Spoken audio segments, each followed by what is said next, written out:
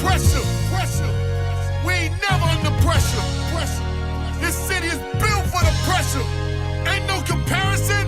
They wanna know, can we handle the pressure? Take a certain type baller that can handle the pressure. When the game's on the line, who built for the pressure? Can you make the big shots when the game's under pressure? New York City. You know the city where we rockin'. Where we at? This is Madison Square Garden. We got the best fans watching. Now it's time to get it poppin'. Big moments get made when under pressure. Buildings so electric, plugged in like a Tesla.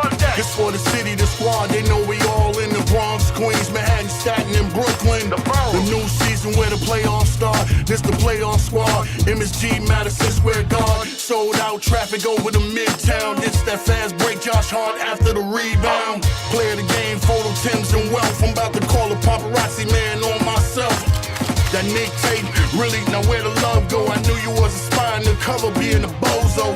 A Nick fan for life, I do a life sentence. You give a take on your squad, that's a life sentence. I'm in my Billy Joe, New York Knicks state of mind. Championship for the city, now it's go time. They wanna know, can we handle the pressure? Take a certain type baller that can handle the pressure. When the game's on the line, who built for the pressure? Can you make the big shots when the game's under pressure? New York City. You know the city where we rockin'. Where we at? This is Madison Square Garden. We got the best fans watching. Now it's time to get it poppin'.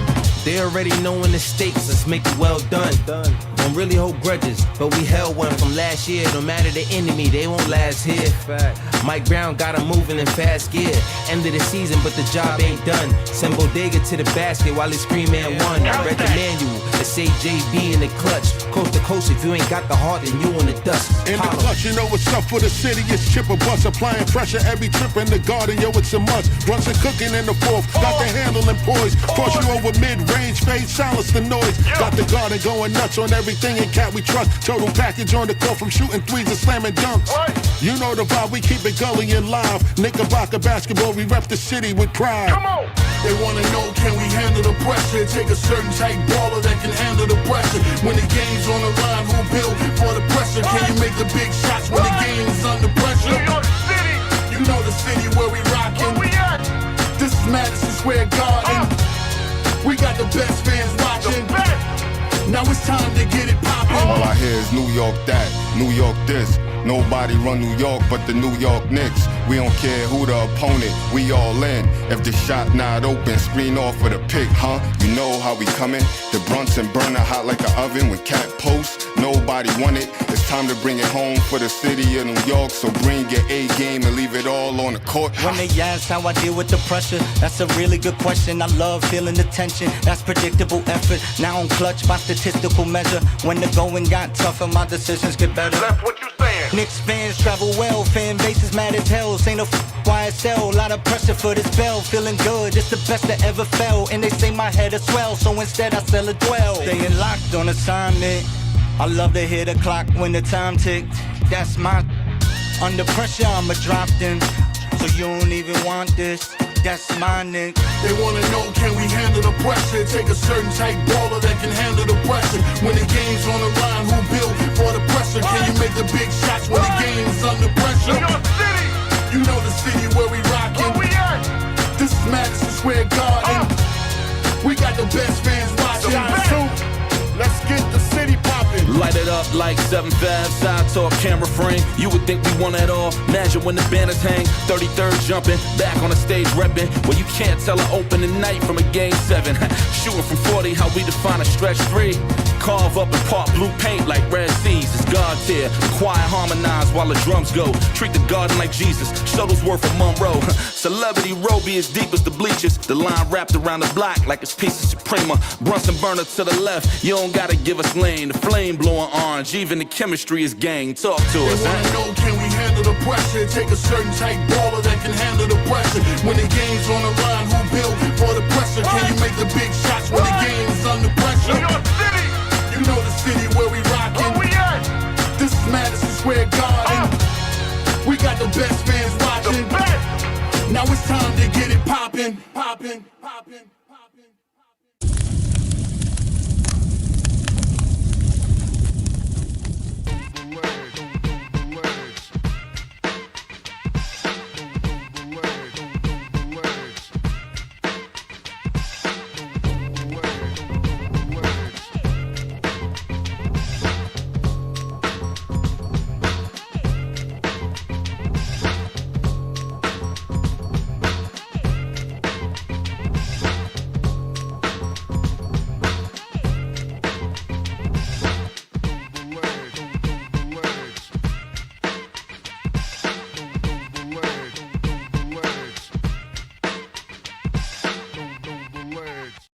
We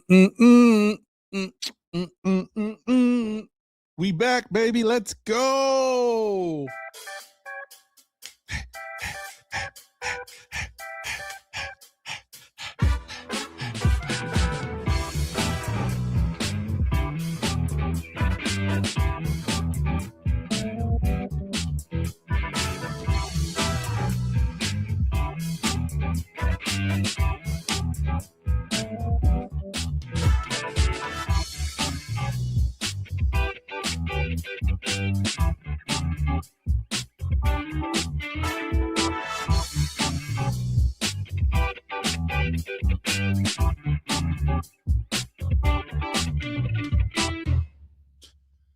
Ooh.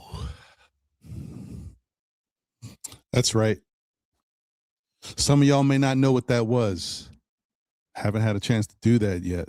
That is the end of series, a wrap-up series dance for the New York Knicks. I forgot to do that because the Knicks did wrap up the Cavaliers. Shout out to the New York Knicks once again.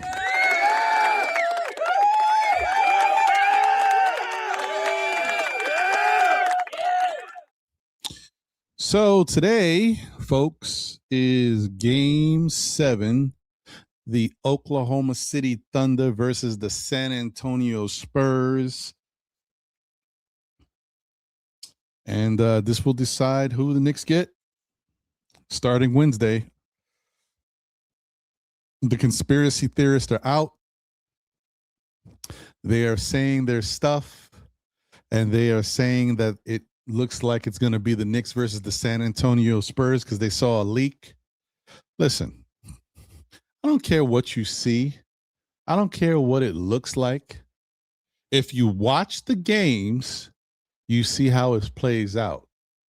Cleveland beat Detroit. It's not like Detroit had the win and the refs took the win away from Detroit, and that's how Cleveland wound up playing the Knicks, because people were talking about that series and how they saw a poster board or whatever, and it showed the Knicks versus Cavs. Okay. Even if you saw something that showed the Knicks versus the Spurs, if somebody was putting that together, maybe, do you ever think that maybe people are working on stuff and maybe they are trying to get their graphics and everything up, and they're saying, you know what, let's just put the Spurs, just to see the placeholder, to see how it's going to look. Is it wrong to pick the Spurs knowing that OKC has injuries? You know what I mean? Like, I think that people don't necessarily think about everything that's going on. Everything has to be a conspiracy, and then this is going to happen. Whatever. I don't care. Bring on OKC, bring on the Spurs. I don't care. Bottom line is, I want my Knicks to win, and the time is now.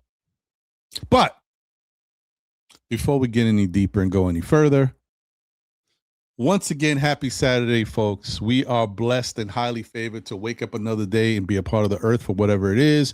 Please don't forget to get yourself checked, because you never know. And also, don't forget to check on your family members, loved ones, and friends, because, you know what I mean? People get busy in the world, people lose track of time, and, you forget how quick and easy it is just to reach out. So let's try to do our best. Nobody's perfect, but we can be better. Because it is Saturday. Now, unfortunately, this weather is really weird. It's some weird weather, folks, because, yesterday was a nice day. Today we get, possible, showers, but it may not happen. But a high of 63 degrees. Right now it's 56. What is this weather? What's happening? Then tomorrow, 77 and sunny. Monday, 72, partly cloudy. Tuesday, 72, partly cloudy. Wednesday, mostly sunny, 75. Thursday, partly sunny, 77.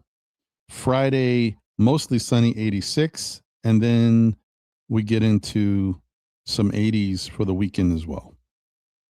This weather is just, why? I get it. Weather can go up and down, but what is today? Why throw in this weird, temperature for today? One day out of the week. And it's a Saturday at that. You can't make this stuff up. Anyway, let's look at the word of the day.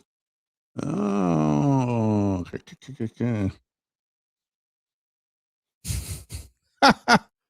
Stop. This one's kind of interesting, but funny in its own way because this, I don't know what it is. This reminds me of The Last Dragon. Leroy. Do the thing and you will have the power.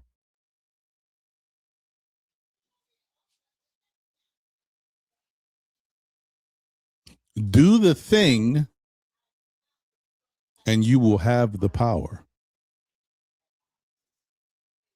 Okay. That's it. I'm not even going to try to interpret that. Just do the thing and you'll have the power. Whatever. It is what it is, folks. Ah, man.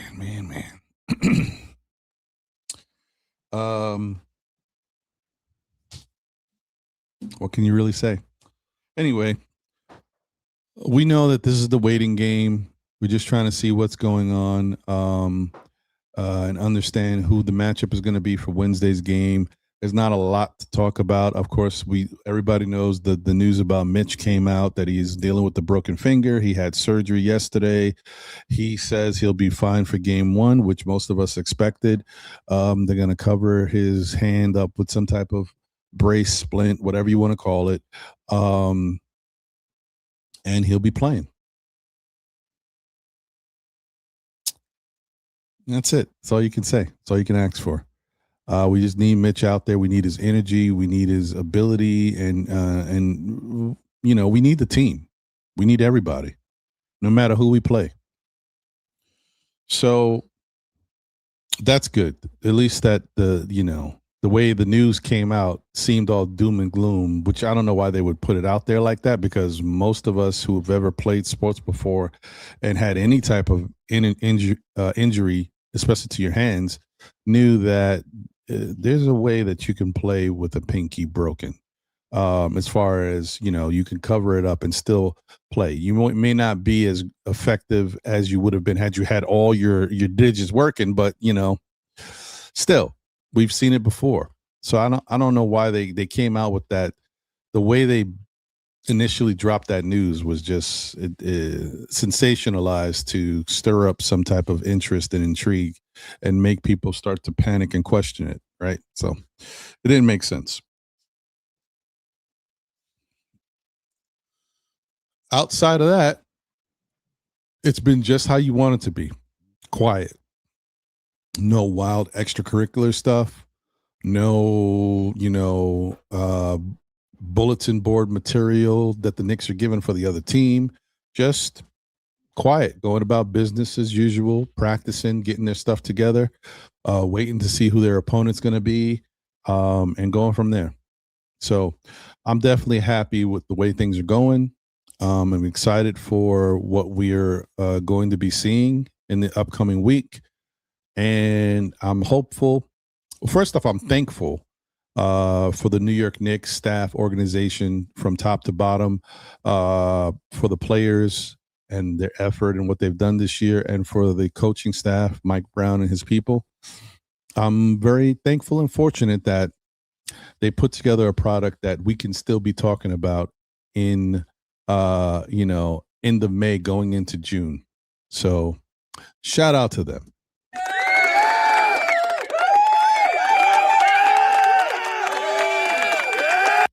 Shout out to the Eastern Conference champion New York Knicks.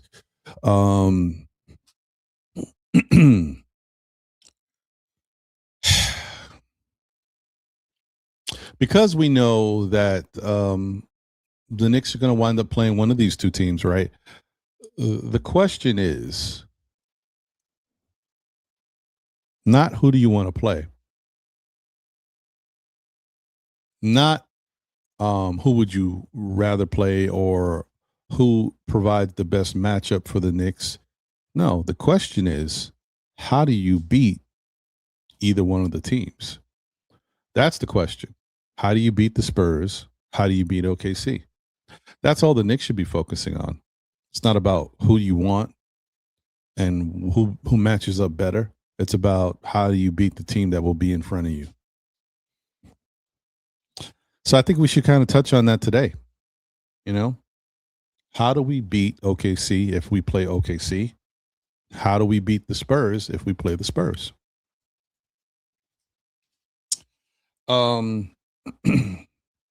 Outside of that, another thing that's come out of this playoff run is the question about how good the Knicks really are. The question about how good is Jalen Brunson really?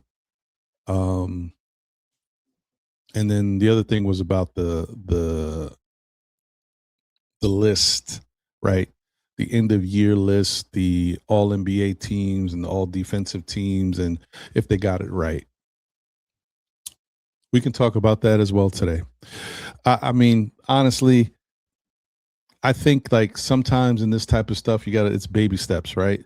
These players have not necessarily got a chance to be this. Jalen Brunson didn't make all NBA second team before.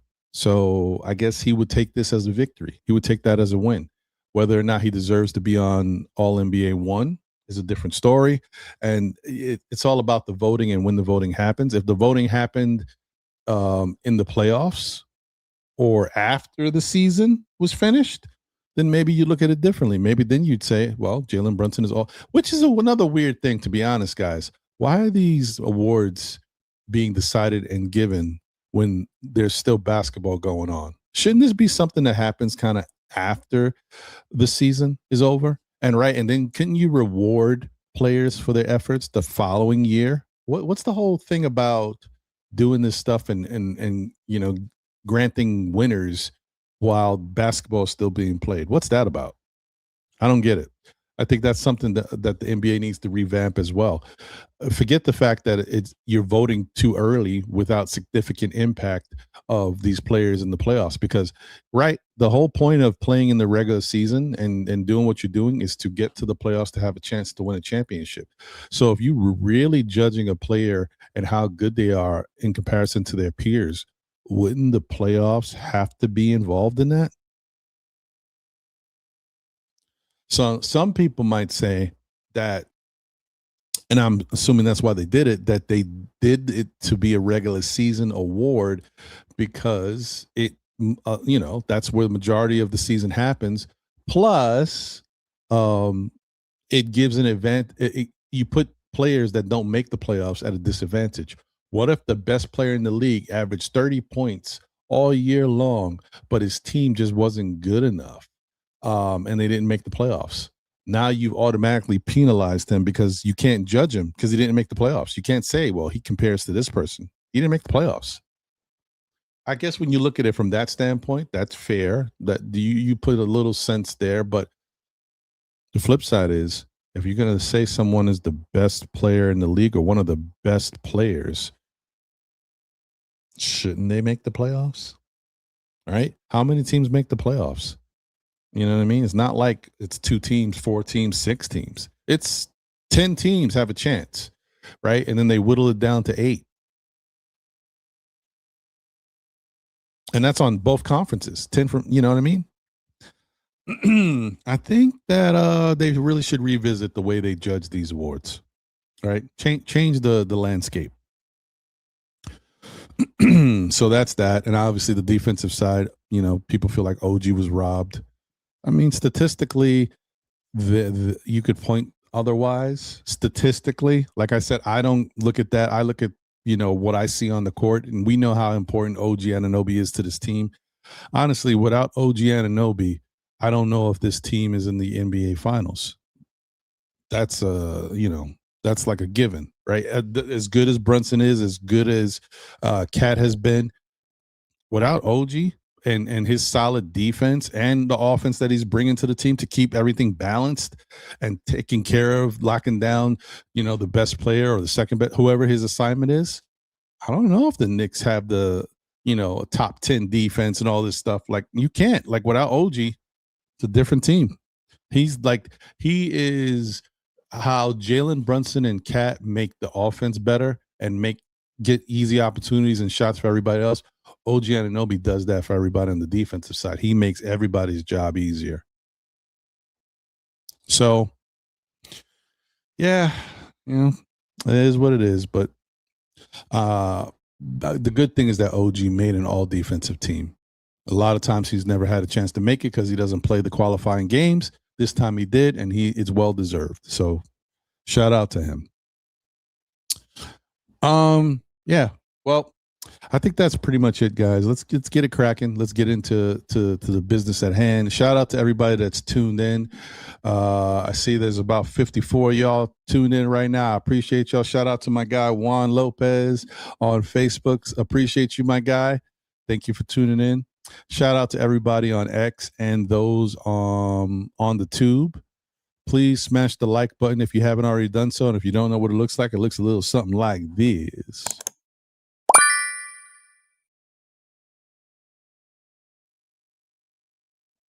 And also shout out to the opening track of the day. Once again, Mr. J Boogie with The Pressure, featuring all of the people, Drugs Only, Papa Left, Steel, who else was on there? Apollo, and not to, be mentioned last all the time, but the one and only Mr. Sky Zoo. So shout out to everybody. Okay, let's see what the chat is talking about. Crim's dad in the building. The eyes have it, and you have it. Shout out to you, a member of the SKF Army. Let's go. Salute. Aha! I see what you did there. Crim's dad says, time to change the name of the segment. Knicks fans don't need a ledge anymore. What? You mean you want me to put my thing in the back pocket? Like I can't, allow the window jumping off, when these people get crazy? I need to be able to jump out the window with them sometimes. Let's see if I know the ledge. Oh, man. I don't know, bro. He said, know the chip, know the safe valley. Shout out to Crim's Dad. Shout out to Joey Sports in the building. Said Ron and fam, what up? All is well. Hope all is well. Yeah, salute to you, my guy. Thank you for being a member of the SKF Army as well. Darlene Bryan is in the building. Let's go, Darlene. What's going on? Good to see you. Walter Blackman is in the building. Good morning, Ron and my Knicks family. Knicks in 6. I like it. Shout out to you. Thank you for being a member of the SKF Army, as always. Tendril Sound is in the building. What up, Tendril? Dwayne Dennis is here. Salute, Dwayne. So what up, everybody? 2025-2026 NBA champs, New York Knickerbockers. That has a nice ring to it, doesn't it? Let's speak it into existence. Sincere Lee is in the building. What up, Sincere? Said peace and salute. Queens is in the building. Queens, get the money. You know how you do. I feel you, Sincere. Let's go. My brother Andios NYK is in the building with the fire emoji. Shout out to Andios.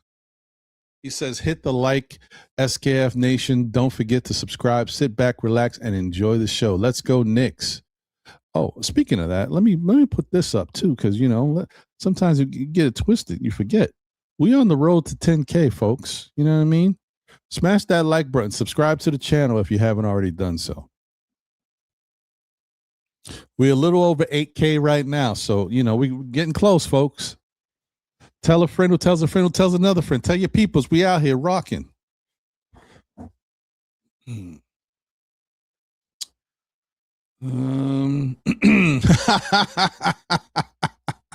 Andio says I'm on diaper 100,000 and going, Ron.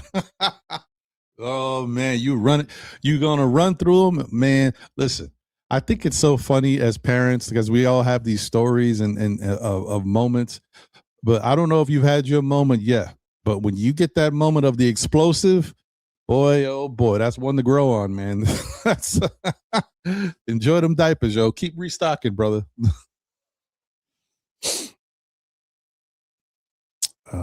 Bagger Jones is in the building. He says, y'all still want to trade Cat for Giannis? Listen, man. Facts on facts on facts. Cat has done what he needed to do and played the way we expected him to play. That's it. That's all it is. The criticism was there because Cat wasn't playing the way we thought he could play. Cat not only has quieted the noise, but he's looked even better than most people expected. All praise and credit goes to Cat. And that's it. That's what criticism is about, right? Criticism is because you see something that you are not a fan of or you don't like or you think can be better. And then you hope that that criticism is taken in and then something changes. It changed for Cat. I think that's the bottom line, right?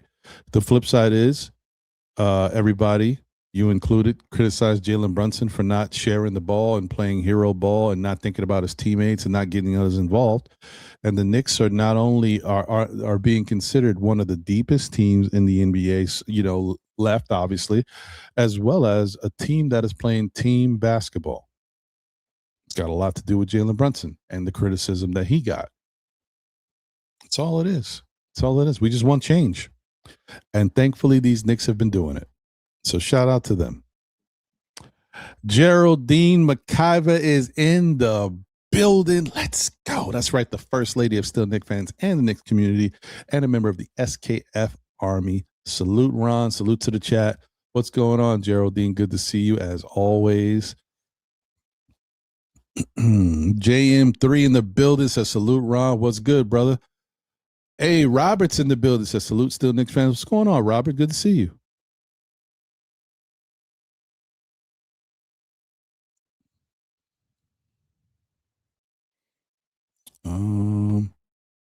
There he is, the most optimistic Knicks fan in the building. What's going on, buddy? He said, let him know, Ron. We try. Mets 21-28 in the building. Let's go. What up, Mets? Good to see you. Luna Jean is in the building. I hope you're getting some rest, Luna. I know it's been tough. I know it's been fun and exciting, but I know it's also some nights where you're like, oh, boy. So I hope you're doing okay. She says, let's go, Knicks. Rhonda Don. Appreciate you, Luna.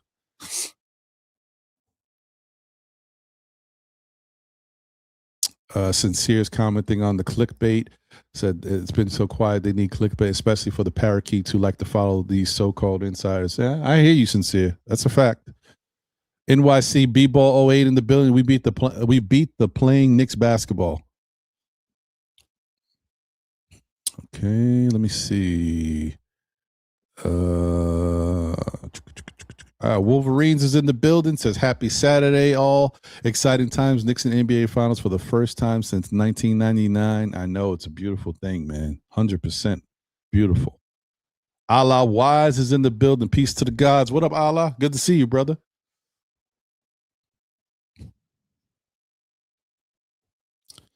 Wolverines, man. How can you still talk negatively about our coach when we've won 11 straight playoff games?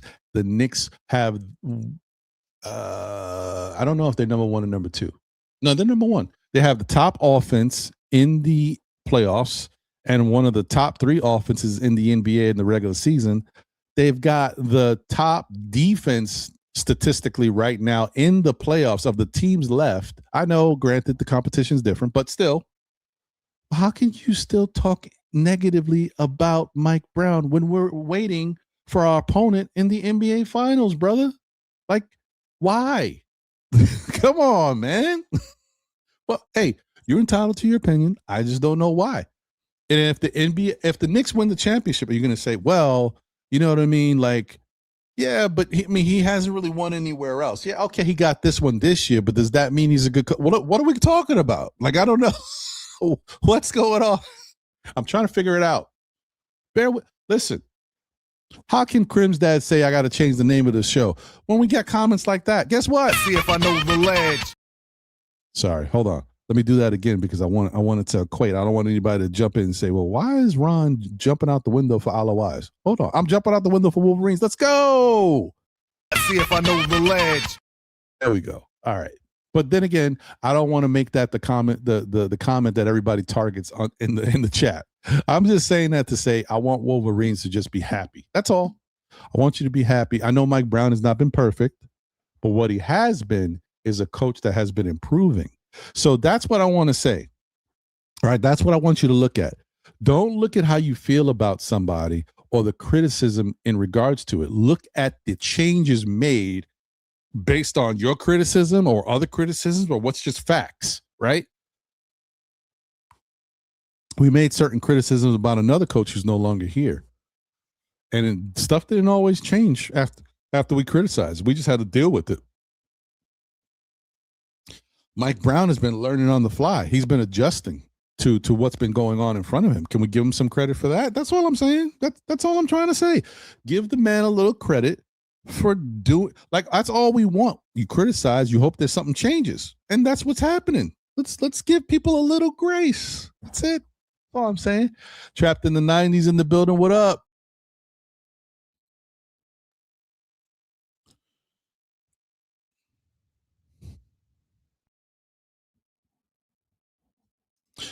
Okay, so Wolverine says at least Mike Brown listened to the players, which is good, but the fact that he needed the players to tell him is concerning for a coach that has been coaching for over 20 years.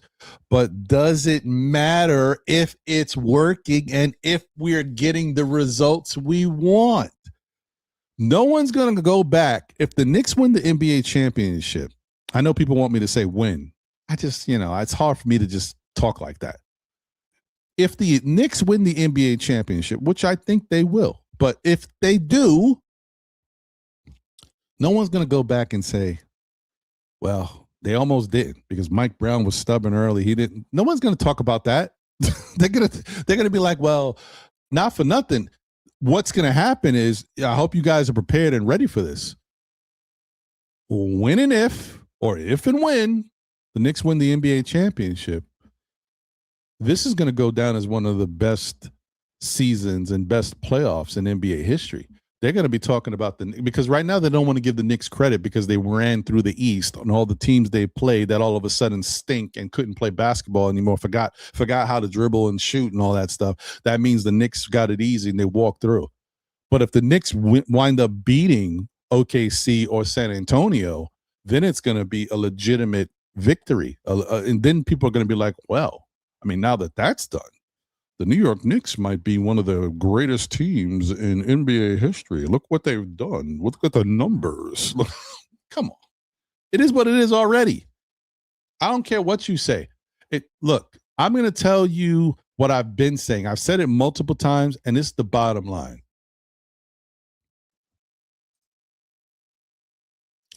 The New York Knicks can only do what they have control over, and that's how they play, right? The New York Knicks can't pick who they're going to go up against.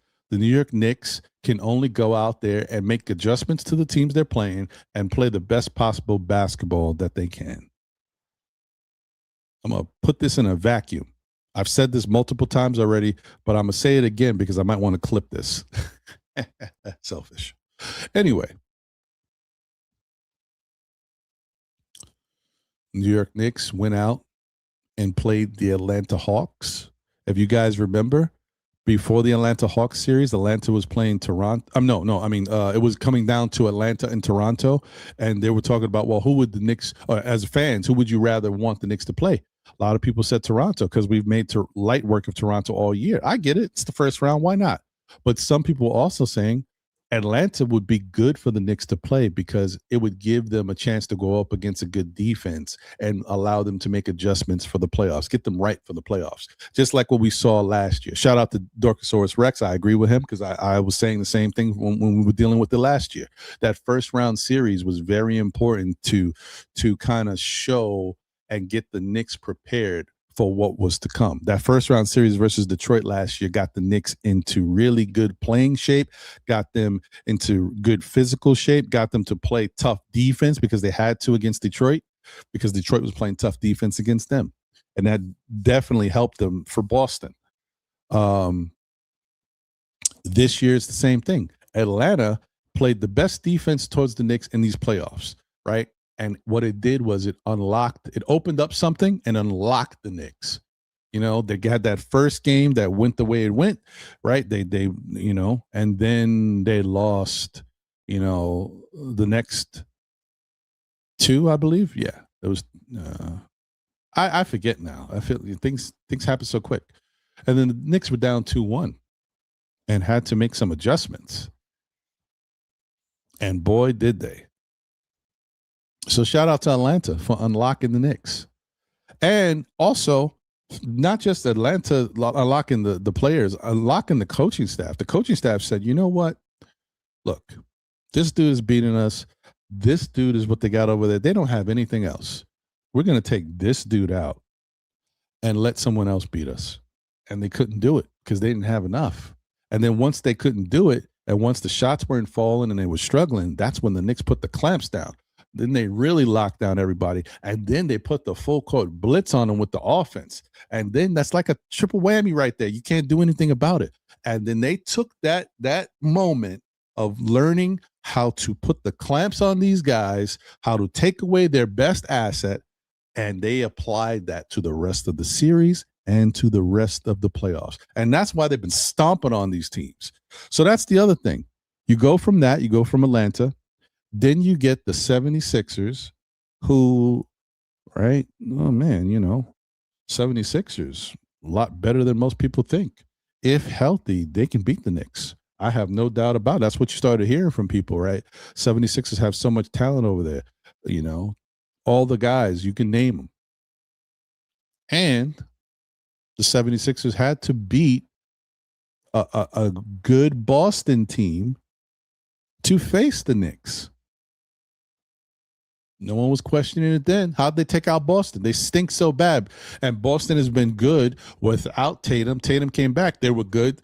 And all of a sudden, when they get to the playoffs, they started to have some issues. But were they not a good team? Were they not the second best team in the Eastern Conference? Then all of a sudden, the Sixers beat them. They play the Knicks, and the Knicks, easy work. They make easy work of Philadelphia. Oh, well, the 76ers aren't that good. The Knicks haven't really done much. Okay, fine. Then you got the Cleveland Cavaliers, who had to play the best team in the Eastern Conference. Not a best team who beat up the Eastern Conference.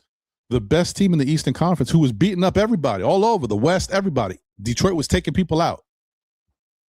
For whatever reason, they play the Cavaliers, and the Cavaliers beat them in 7 games. Oh, now we see Detroit wasn't that good.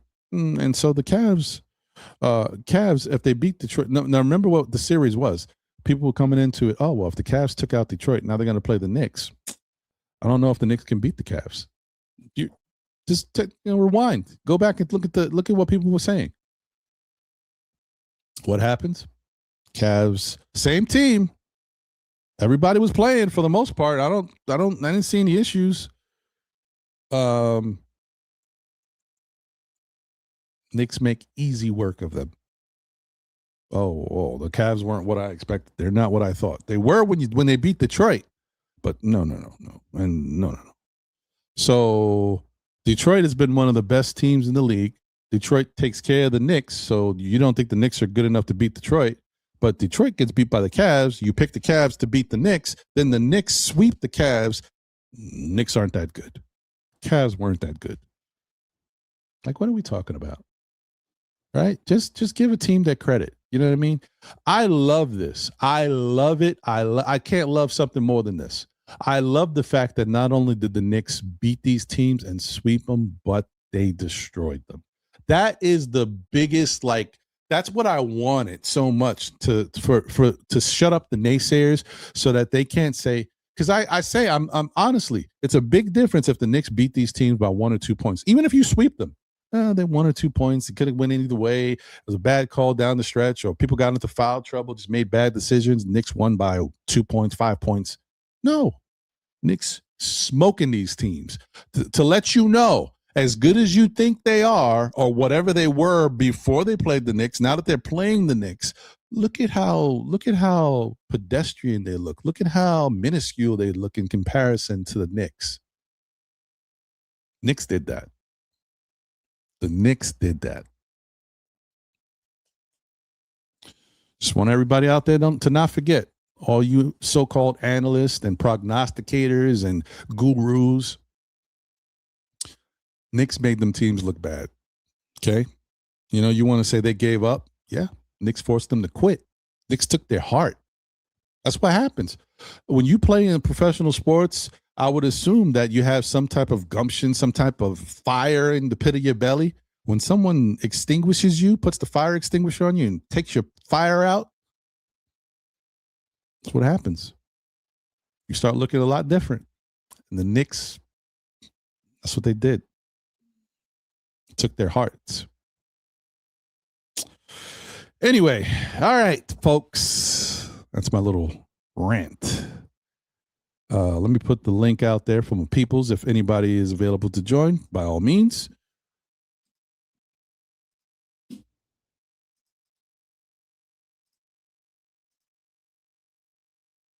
Okay, let's see, where was I?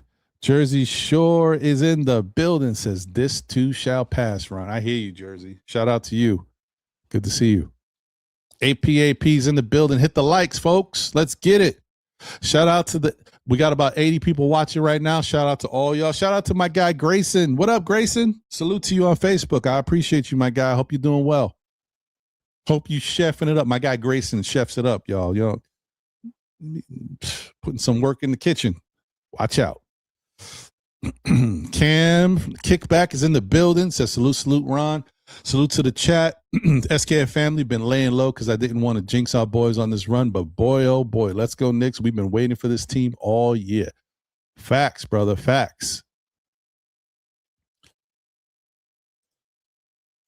Prezi the boss is in the building. What up, Prezi? Said we are the new 2004 Pistons. Salute to Ron, the Teflon Don, saving some fans from jumping off the ledge. Hulk smash the like button and let's run up the subs to 10K, baby. Ron's voice. Salute, Prezi. What's good, my guy? Oh, we got a super chat. Y'all know what it is. Shout out to APAP. Appreciate you, my guy. Said if they close, I want the I want the DVD's copy of Run Forever. Not for nothing, you know. Listen, I always talk about this with John. When we started doing Still Knick Fans, the Knicks, I think, had won 20 games, 18 games or 20 games, something like that. No one we would not have expected us to be here. I mean, of course, you hope your team gets better and can win in the future. From when they was winning 18 to 20 games, it's a beautiful thing. Kareem Grant is in the building. What up, twin? Says salute everyone. And to my bro, Ron, good Saturday to you all. Salute to you, my brother, and thank you for being a member of the SKF Army, as always.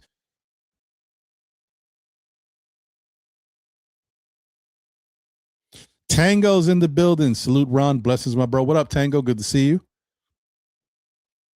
Shout out to Travel Vibes once again. I feel like I said it, but I'm not sure. No, I didn't. Shout out to Travel Vibes. Good afternoon, Ron. SKF chat. Salute to all. Salute to you, Travel. Good to see you.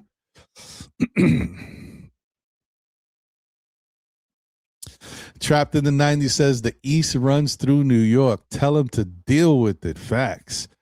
Danny Landis in the building. What up, Danny? Said good afternoon, Big Ron.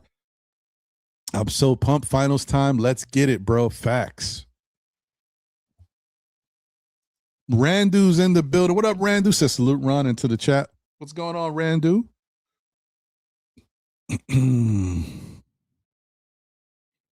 Lonnie Meeks is in the building. What up, Lonnie? Said the Cavs came into the playoffs hot during the season. Facts.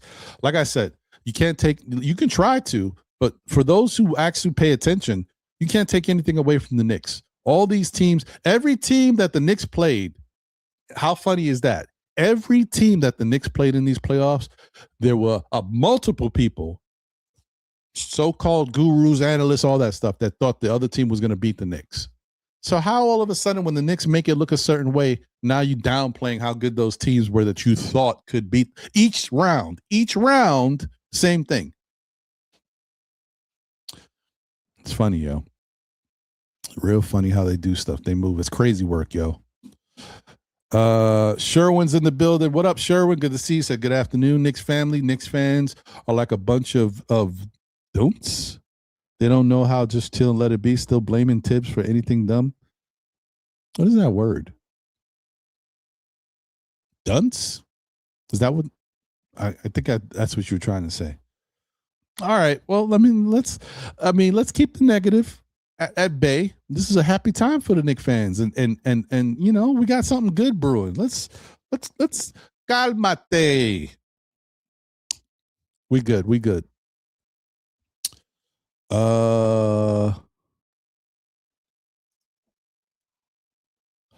Is the PH silent? Saza in the building?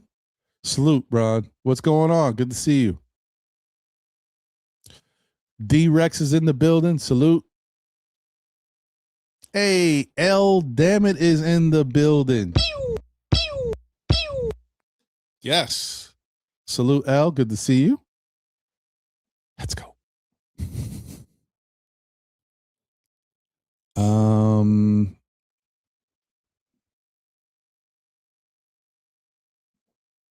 That's true.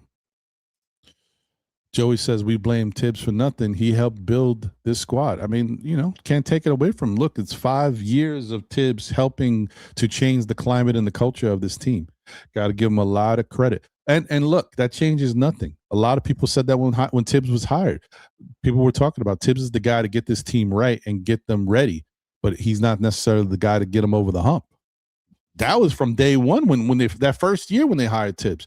So nothing, and it actually played out the same way. Nothing's really different from that. That's the bottom line. Tibbs is a guy who can change the culture of your franchise and organization. If you're struggling, if you have issues, if you don't have a direction, he can give all that to you. Whether or not he's the answer to bring you to a championship is another story. But for what we know of Tibbs, that is who he is, and that's what he did for the New York Knicks, and can't thank him enough. He helped cultivate these guys and get them to this point. You know, we have issues with maybe the way he dealt with some of the young players, but what he did with the established players, you can't take that away. He definitely put them in the position to succeed and make them better and make them confident in themselves, and all of that translates to now. Gideon Amonqua in the building. What up, G Money? Says, I think the sneaky Spurs will chain snatch OKC's thunder tonight. Oh, I see what you did there. That's clever. I can see it. I can see the Spurs because, like I said, the problem with OKC, here's the thing, guys. I think we all know this. This is not about no conspiracy. This is not about no NBA wanting this. Now, granted, is the Knicks versus Spurs a better matchup? Probably. The Spurs have Wemby, who's becoming the new face of the NBA. The Spurs have Castle, who's New York. You know how we feel about Stephon. It is what it is. Got Dylan Harper, St. John's. You know what I mean? They've got the French connection over there. That's important for ratings and all that stuff. And not for nothing, this is a rematch of a finals in which the Knicks lost, going up against Tim Duncan and David Robinson when we had no Patrick Ewing because he was hurt. This is a rematch of that, which is dope. So there's a lot of reasons for Spurs versus Knicks to happen, right? And so that's why people have been like, oh, yeah, this is what they want. So watch, this is how it's going to turn out. Not to mention the fact that, hey, OKC is hurt, right? They got 2 key players that are hurt. One player might play tonight. I don't know, but Jay Williams is out. They've already said it. Is it Jay Williams? Am I tripping? Is that his last name? I think so.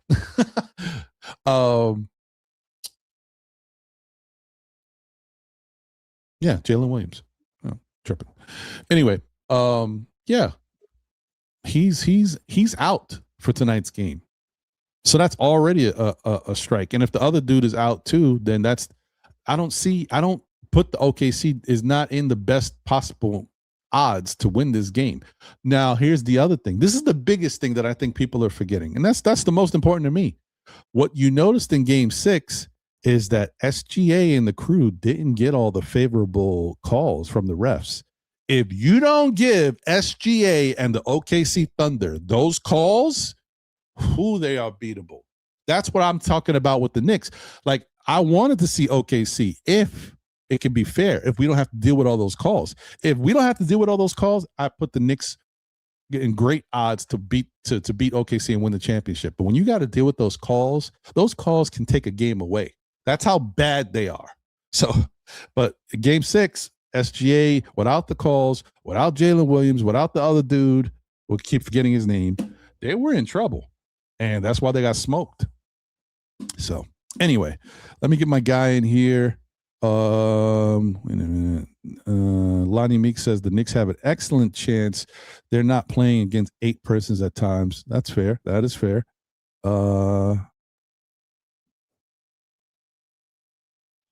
DD Slim in the building says refs won't let the Spurs win. Well, I don't know. Maybe. Look, one thing about the Knicks, look, you, for the most part, you've never really said a Knick victory has come down to the calls from the refs, except for maybe the one series, that one game versus Philadelphia a couple years ago, when the Knicks made that last minute scramble and they Josh Hart was a little aggressive with the ball from Maxey and might have got called for a foul, and we were able to get the ball back. Dante DiVincenzo took the 3, missed the 3. They got the rebound again. He kicked out to DiVincenzo. He hit the 3, and we went up.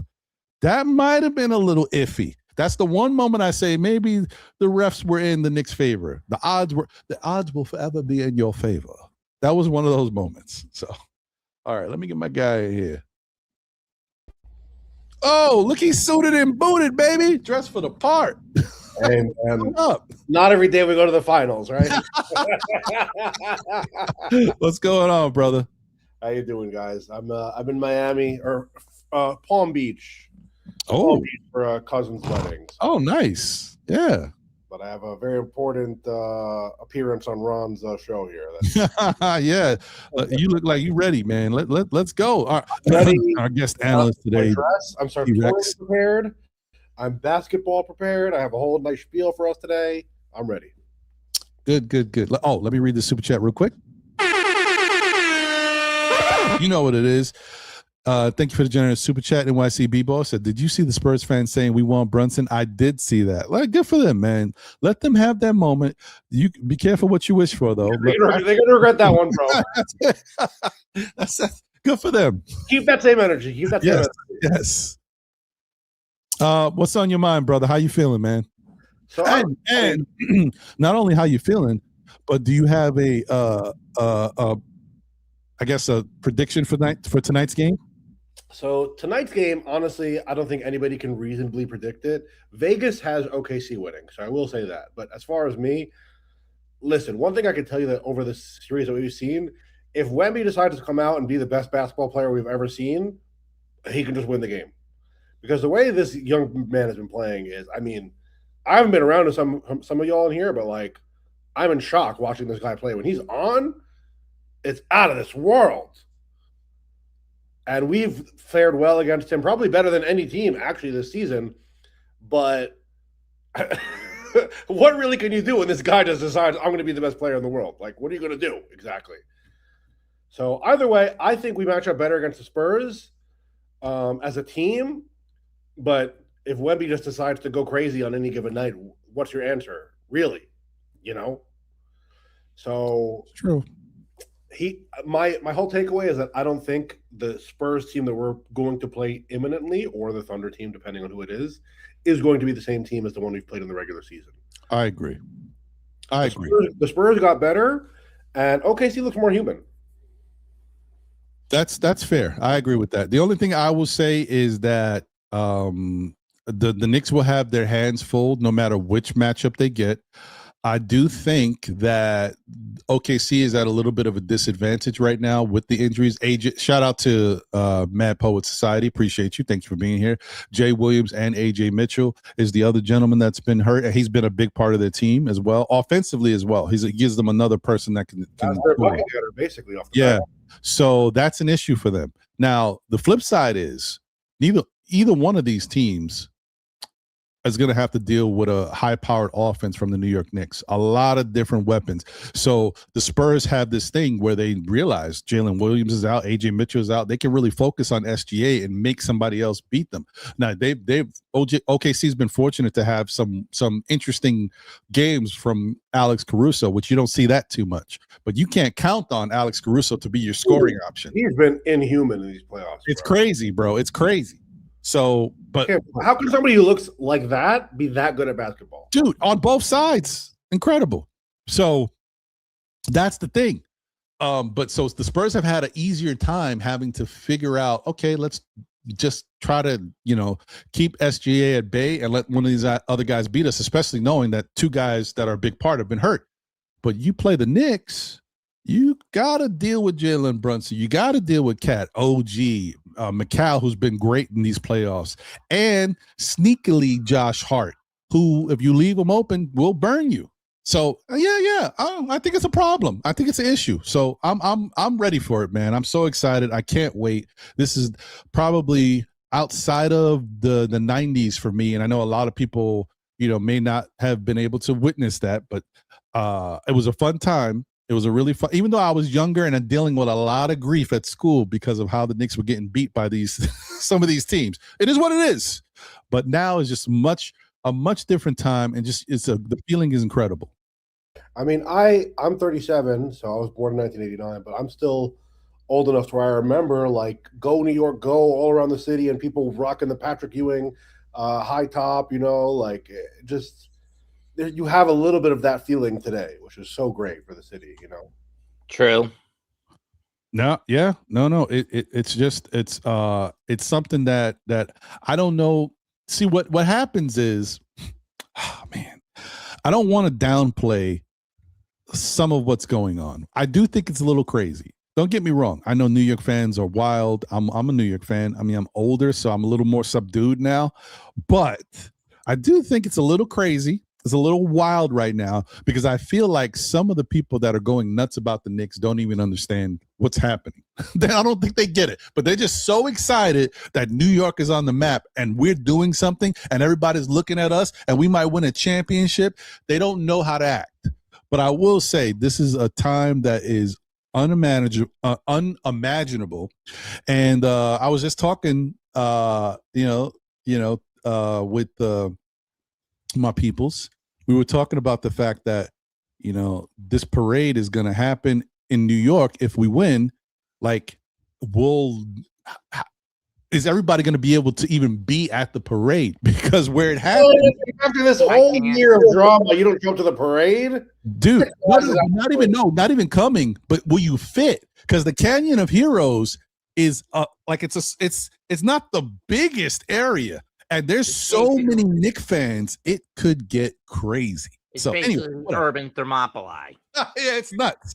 So I mean, whatever. All right, look. That's a good problem to have. We'll talk about it when we get to the parade. That's okay. We'll deal with that. I'm just gonna say this, Unc. The last time the Knicks made it to the finals, I couldn't watch the game all that clearly in their closeout game against Indiana that year because I was in a mountain retreat in Pennsylvania where the reception was horse crap for televisions because where my family trailer was sitting, there were so many trees in the way. So I got word of it from word of mouth. Last time we were going in on shorter rest against San Antonio. We had the longer rest period. This time, regardless of who it is, the roles are reversed. Will that play a factor? And maybe some people want us to take on the Thunder because if we beat them, it'll be as beloved, if not more so, than the 2011 Maverick run that beat one of the most vilified teams of the early 2010s, the LeBron-led Heat. That's what I want. Yeah, no, that's true. Hey, what you trying to do, Matthew? Calm down, B. I'm a little older. I ain't that old. I ain't seen no 2 championships. I was a young whippersnapper. I was like, man. Nah, I wasn't seeing it. I was born in 1977. So yeah, I don't know nothing about nothing. Yeah, let him get a third. It's okay. I remember the 90s. I can tell you about that. I'm just saying with what I just said. That's just how I look at it. No, I hear you. No, I got you, Mets. You good. And when you even go back to the 94 seat run, our team was heavily overtaxed. I mean, think about it. What was our playoff tour to get to that point? 4 wins over New Jersey and then back-to-back 7-game series with Chicago and Indiana. What was Houston's track to get there? Basically what? Clean sweeps, maybe a 6 games. Let me check. It's been a while since we got the rest of it. Yeah, and the other thing I want to. Oh, you know what? I should look for that. Hold on, I'm not even going to say it. And let me see if I can find it. If I can't find it, then I'll just say it. But shout out to my guy Corey Lee in the building. What up, Corey? What's good? What's good, gentlemen? Dork, Mets, Ron, to the chat. What's good, y'all? How y'all feeling, man? Feeling great, brother. Feeling great. It's a fun time, man. Fun time. Okay, I found it. Yeah, man. So go ahead, Mets. Yeah, Mets. For the Rockets in '94, it was four-game series with Portland, go the distance with Phoenix, and then take out Utah in 5. Portland. And then they took us out in 7. Utah. I'm just thinking of those teams. Portland was okay. Phoenix. I know that. Phoenix. That was Barkley. Barkley. Yep. And then what was that? Utah. Oh, yeah. Karl Malone. Yep. Yeah. Mm-hmm. Okay. All right. I mean, listen, that was a pretty good. That's some pretty good competition they had to go up against. But also that Houston team was good. That Houston team was a good team. They got on a heater, just like us. Yeah. Just like us. When you got to think listen. Right now, this team is in prime position. Sound. Everybody's in tune. There's, you know what I'm saying? Everybody's in tune. So with that said, we should be enjoying this more so than anything. And listen, I'm looking forward. I could care less who comes next. And like I said, I've been saying before, they could combine themselves together and come on, let's play them because we're playing that extremely good basketball. If I get that out my daggone mouth. You right. I feel you. No, that's great. It's great. Let me ask you guys this. So, do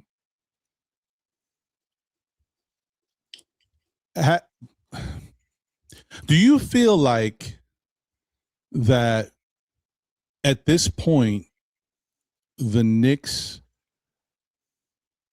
have become, because I know a lot of people are throwing this around, but I want to know what you guys feel. Is this the best? Not the now. How should I? Yeah, because people are going to say that. Is this the best Knicks team ever? That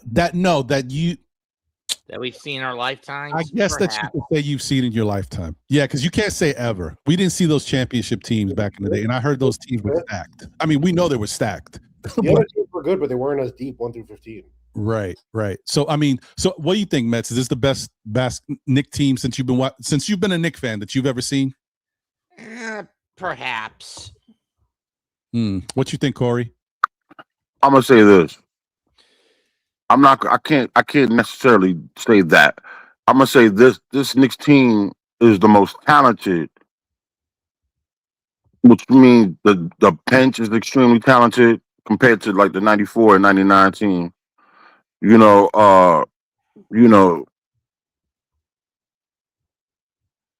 Everybody plays defense. And then the 94 team and 99 team, they all play defense as well. But as far as scoring and this is the most balanced team I've seen in my lifetime. I hear you. I mean, that's fair. The reason why, hold on one second, let me see. Ivory's like, damn, I was hoping for a new combo. Come on, still. Obviously, it's the best. There's no comparison. See, I get it, but I'm like really, when I'm doing it, I'm really going down. Like in my mind, because I remember, I'm really going down to the minor, like down to the minutia. And my opinion is that if you gave Patrick Ewing one more offensive score on those teams, that team is a monster. Because that's the thing. You get somebody coming off the bench, Ron. I know. Coming off the bench. If Charles Smith was going to be half of what he should have been. I do want to say that a lot of people right now are not being fair to Pat. That's what I'm saying. That's why I'm saying, Dorkosaurus, you hit the nail on the head. I will not compare that team because you got to think what Patrick Ewing meant. Not even meant. how much attention he drew, and how talented he really was. This man was 7 foot, and he came in the league at Georgetown. He was mainly just a defensive player, and like right there in the dunker spot. He was not allowed to show you in Georgetown that jump shot. He wasn't allowed to show you how he can go drive to the basket. John Thompson helped made him develop that part of his game, but that was not part of the Georgetown system. You understand what I'm saying? So when he came to the Knicks and he started doing all that stuff like that, you were like, oh my God, this man was extremely talented. That's why he could carry us for 10 seasons by himself. I mean, he was just such a well-rounded threat, and really that word threat is very important to say because the best NBA players in the 90s were scared of Patrick Ewing. He was that threatening of a player that if you didn't game plan for him and you weren't aggressive towards him, he was going to be more aggressive than you and take over the game. Until he tried to be overly finesse happy. Stop. Don't do that, Mitch. I mean, but that's just, you know what it is, Mets, is that was just how his. It's interesting that you say that, but think about it. Think about the fact that he could do that, and he could still shoot mid range. He towards the end of his career, when the NBA started to change a little bit, he started to experiment with threes a little bit, but that wasn't his game. He could give you that mid range. He could give you the little floater, and his inside game was dominant. He was an incredible defensive player. He was one of the best blockers in the NBA, and he'd still give you some finesse here and there. He was just an all-around talent. My whole thing is, I like to look at that for that way because I do not want to downplay how good Patrick Ewing was, because some people this conversation is happening, and you guys know that this is happening too. They're talking about, well, where does Jalen Brunson, stack up amongst the greatest Knicks and all this, and if he wins, where's he going to be? Forget all that. Patrick Ewing wasn't just one of the best Knicks. He was one of the best NBA players of all time. Like that, I feel like we because and this happens to everybody. I'm not making just a Patrick Ewing thing. You look at any great player from back in the day, everybody gets downplayed because we're not living in that time. These people are nice. So you got to think, Ron, hold on a second. Let me help you out, Ron. This man was on the original Dream Team. That was not by mistake. I know. You're right. All you got to do. He was one of the 50 greatest basketball players ever to play. That was not by mistake. All you got to do is take him out of that context of that Knicks team and just imagine him on other teams and how he would have made those teams better, and then you can start to understand, I feel like, the impact. Because on a second, Dork, because I want to finish my point. That just lets you know, because when you all talk about how, like, listen to LeBron James, great basketball player. He had a hell of a run. He dominated his era. But do you understand what Michael Jordan was? How Michael Jordan really was? And that man, for his 13-year career, he went up against him 6, 7, 8 times in the Eastern Conference, in the semis, and in the finals. That was a great basketball team with a lot of talent.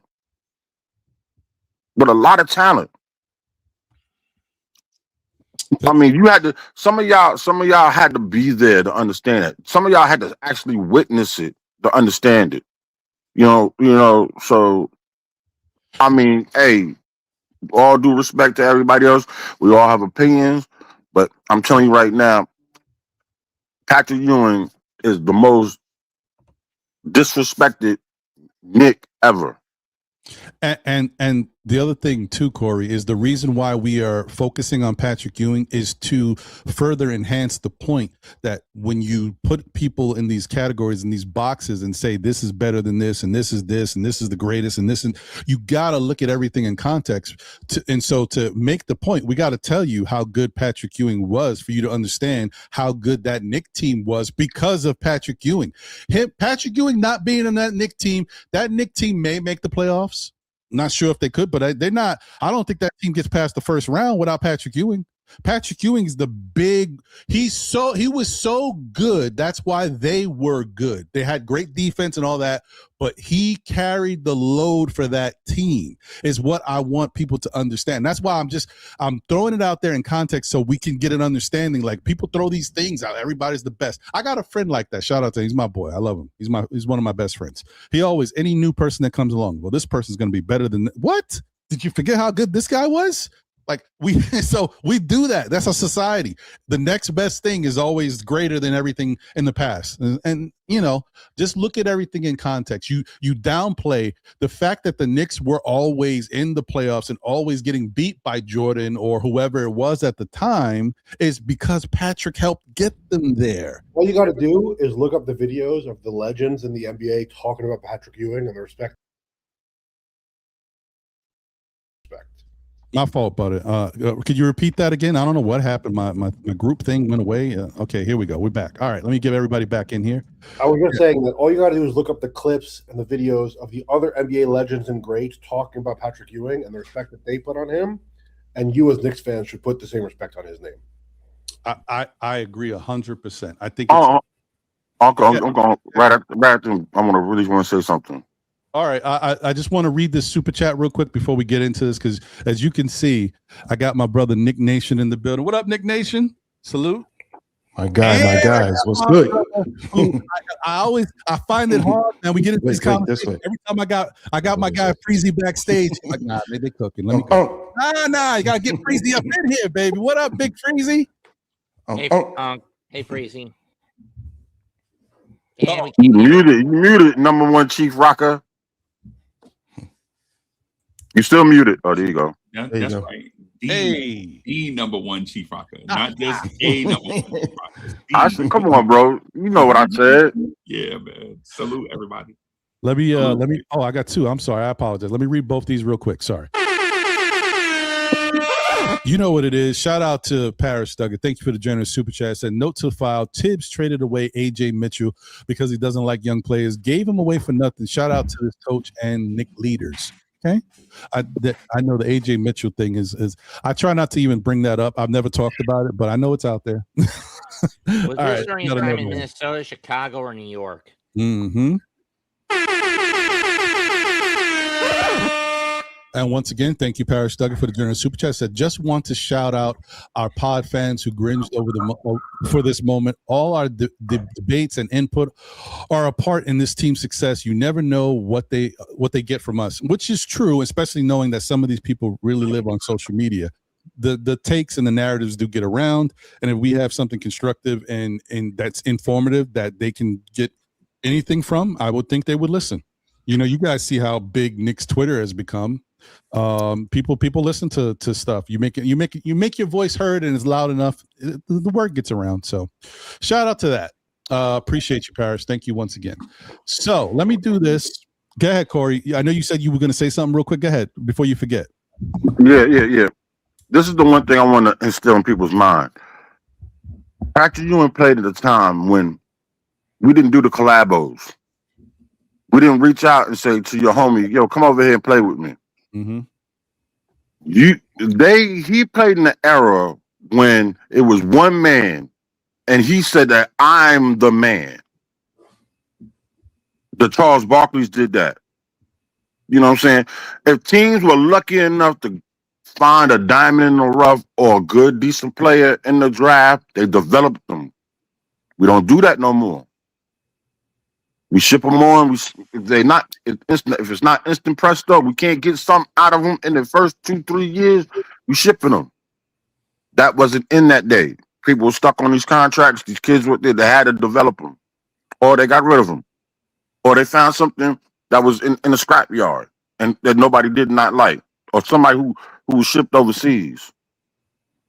That era, when you got drafted number one, you had to go out there and show and prove. If you was in the first 5-10 picks in the draft, you had to show who the hell you was.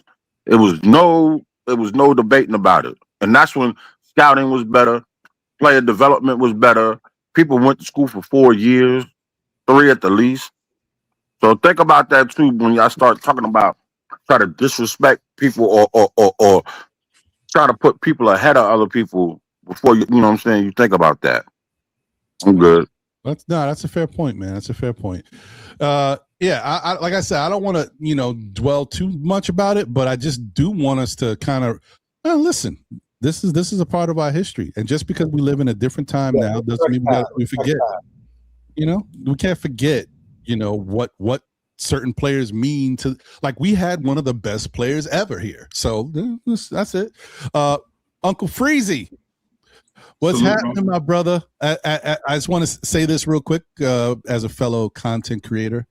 This time is special for us, man. We've been a part of watching these Knicks nick it up for so many years, and finally getting to the point where we're talking about our team in the NBA Finals. It's well-deserved for them, but it's great for us to be along for this ride and witness it and be happy and possibly see something we haven't seen in 53 years. So, yeah, man. How are you feeling? What's your thoughts on everything? Hey, so it's a pleasure to be here, man. I'm super excited, man. You give me the opportunity to come hang out with you. I really don't have a specific point, man. I just want to come and just hang out for a little bit. Well, what I will do though is say shout out to Tori B. Me and Tori B do the Knicks morning drive in the mornings. The Knicks morning drive with the incomparable Tori B and Uncle Freezy. 9 a.m. in the mornings for Nick content and stuff, man. But I just heard your voice. I just want to come through and hang out, man. I don't want to suck up the oxygen and everything, man. Just coming to chill out, if you don't mind. No, you good. Always appreciate you, man. And definitely, check out Knicks Morning Drive with Uncle Freezy and Tori B. If I know Freezy, the content is always great. And then Tori, you guys know how Tori gives it up here. The Knick community is very happy and welcome to have Tori as a part of it. So that's dope. Speaking of that, Tori, how you doing? I am good. Look, Tori, there we go. My special shout out. Get your intro. That's right. Good afternoon, good people. How's everybody today? Fine, Tori. Good. Good to hear you. Good to see you. Rex, looking good, brother. Thank you. I'm in Florida for a wedding, but you look good today. Thank you. X. I'm sure you look good too. If we could see past the avatar. You see how she threw in there today? No. Don't do that. But he looks good today. I'm like, where Rex going? Rex always acts something. Like last week, I think he was at like a bar mitzvah or something. He was dressed too, but he looks good today. Good. Yeah, Rex doing it up, man. Make sure to notice. He got the suit on. He's sharp. Got the haircut. We about to come hang out with Rex. Yeah, How do you? See, Wiz. Other people could do it too. Anyway. Wherever Wiz at, I hope it's snowing. I swear. So, Tori, we obviously been talking about the usual stuff, but now that I got y'all all here, I don't want to wait any longer, because my biggest question that I wanted to get into today is because there's so many people that talk about who do you want and blah blah blah. Forget who do you want. How do we beat these teams? All right. Now I'm gonna say this. I think it's gonna be Spurs. Okay. I think OKC it doesn't know how to win without adversity. Right now they're dealing with adversity.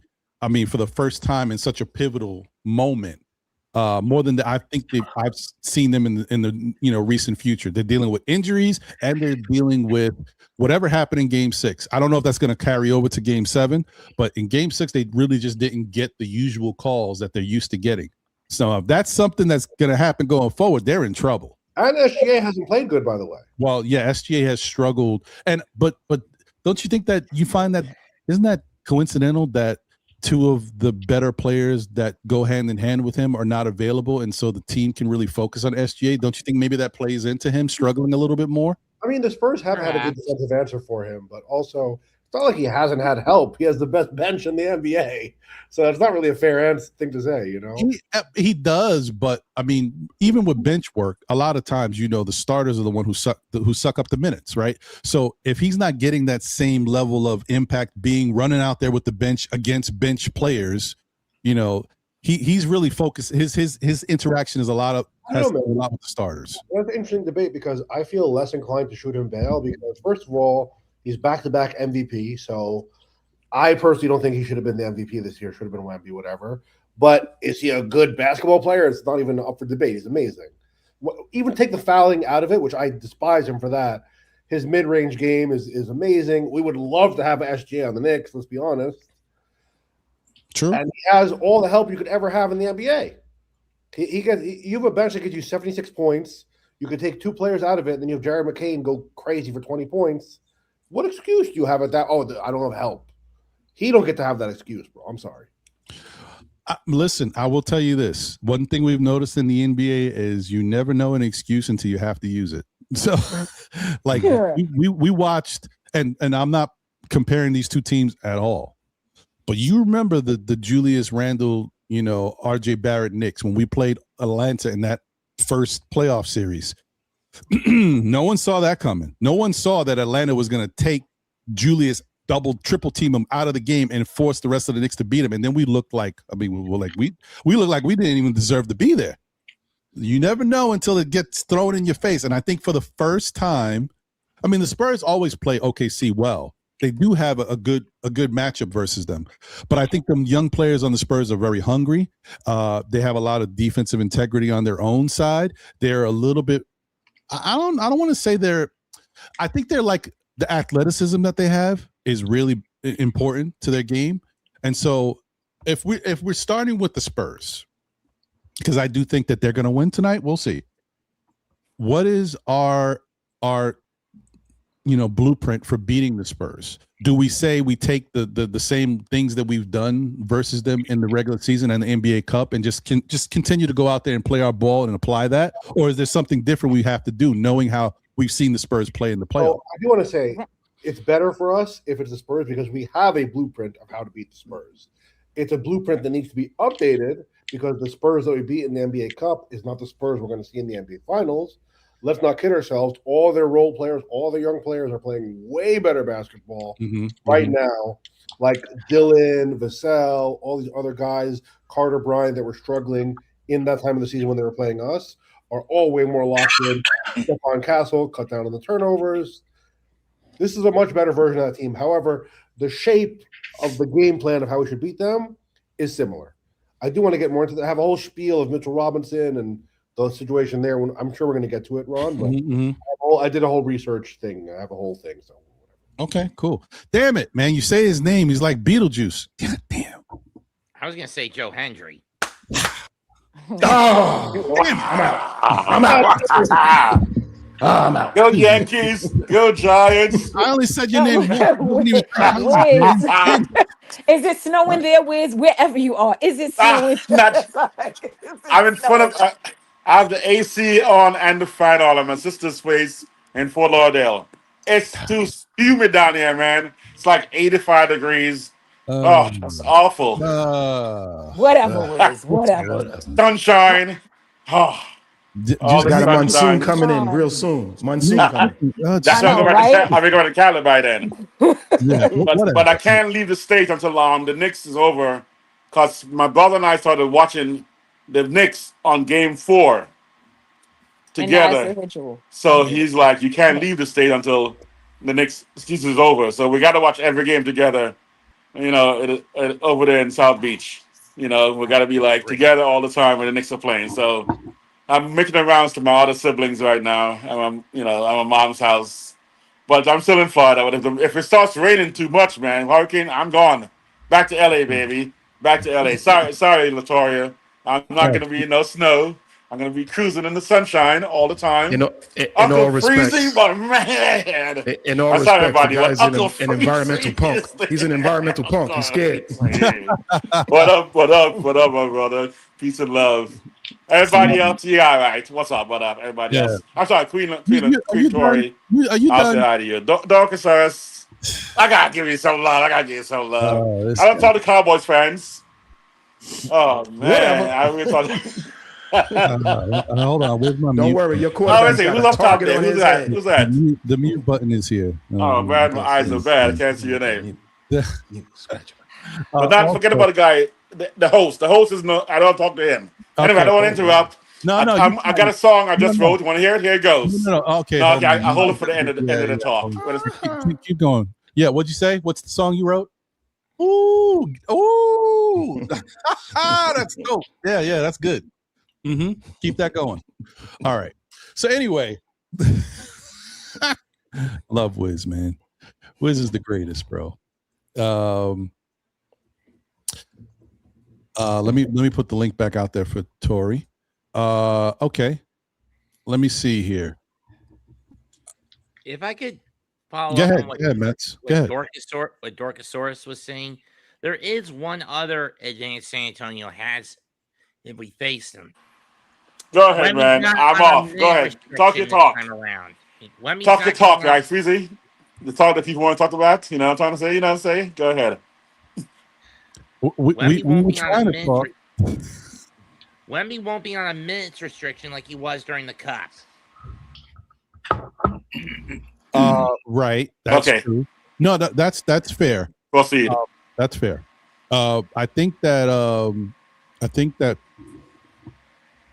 the Knicks have to be prepared to deal with a different Wemby. Okay. I will say one thing about Wemby. I don't know if you guys are noticing, but Wemby is the way he's moving. It feels like he's like a throwback type of player. He's really like aggressive, but he's also like trying to show you that he's in control of the team. The team moves the way Wemby moves, and you can see they all respect him. Even the vets, whatever vets they got over there that have been around before he was there, they respect him and they're listening to him.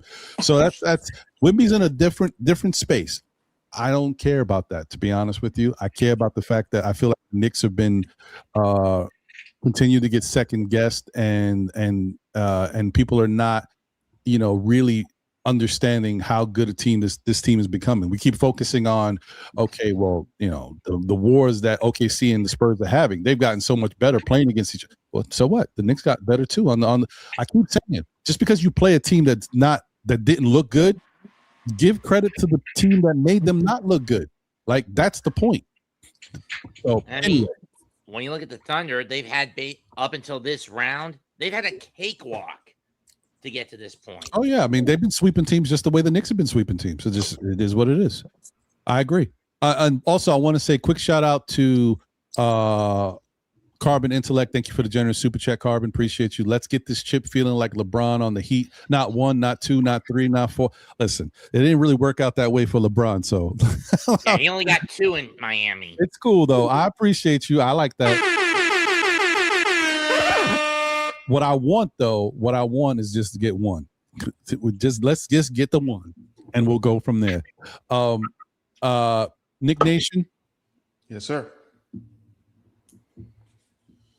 The Spurs have been doing something, and I'll be honest with you. I'm not the best person to talk about this Spurs OKC series. I've only seen 2 games. I've seen 4 of them. I've been busy. But I will say, in the games that I did see, I've noticed that the Spurs are moving the ball. Spurs are doing a lot of ball movement, so that's going to be a little difficult too. And I'm only worried about. I know the Knicks can adjust to it, but I'm worried about how it the time in which it takes them to adjust to it. Because I watched them run some sets where they had OKC, who was very aggressive on defense, running all over the place, and they couldn't. You can't. You guys know that you can't move as fast as the ball. That's we learned that as whenever we were playing basketball at any level, the ball moves faster than we can move. So, are you concerned at all that because, and I would say that they play more, their ball movement in team basketball is better than what we witnessed from Cavs, obviously, were better than what we saw from Philadelphia, and better than what we saw from Atlanta, obviously. So this is definitely going to be a little bit of a wake-up call for the Knicks, just making their own adjustments on defense. But do you feel like they have what it takes to make those adjustments because of what you've already seen? 100%. First, let me. I got to dial it back too, Ron. I'm gonna hold on to your question, but I got to dial it back too. First of all, I didn't realize Dorcasaurus is just 37 years old. Good Lord, I feel old. It's terrible, I know. Because my son this year is going to be my oldest son this year is going to be 34. What? So Jesus, I'm feeling real ancient. I'm feeling shout out to them 60 right babies. You know what I'm saying? Exactly. So, and I heard you guys talking about the forms and points of the 90s and things like that. And you know what I mean? Some of us a little bit older, we actually, lived through it. And even you, Ron, I was a little thrown off too, because you said you were still in school in the 90s. I was like, wait a minute. Terrible. Wait a minute. What, The lunchroom was rough, bro. Yeah, I graduated, I guess, high school 86. So a lot of that, you know what I mean, we seen and lived through as an adult. So it was definitely a little bit different. AIDS. Let's go. That's what's up right there, please. Okay. That's what's up. We must be the Y'all, same y'all age. just or telling something on like that. yourselves, old men. He nailed it right off them jump. Jeez, I was 10 in 86. Lord have mercy. Oh, okay. Hey, I You remember look good though, brother. You look I bought you good. an ice cream cone at Mr. Softy. I remember You probably that. did. You probably I did. remember that. You was pulling on my sleeves, sir. Yep. Can I get a? And I appreciate you for it. Definitely. But as far as your question, no, I definitely think that the Knicks, it's a total difference on what OKC has to do, and then the difference I think of with us.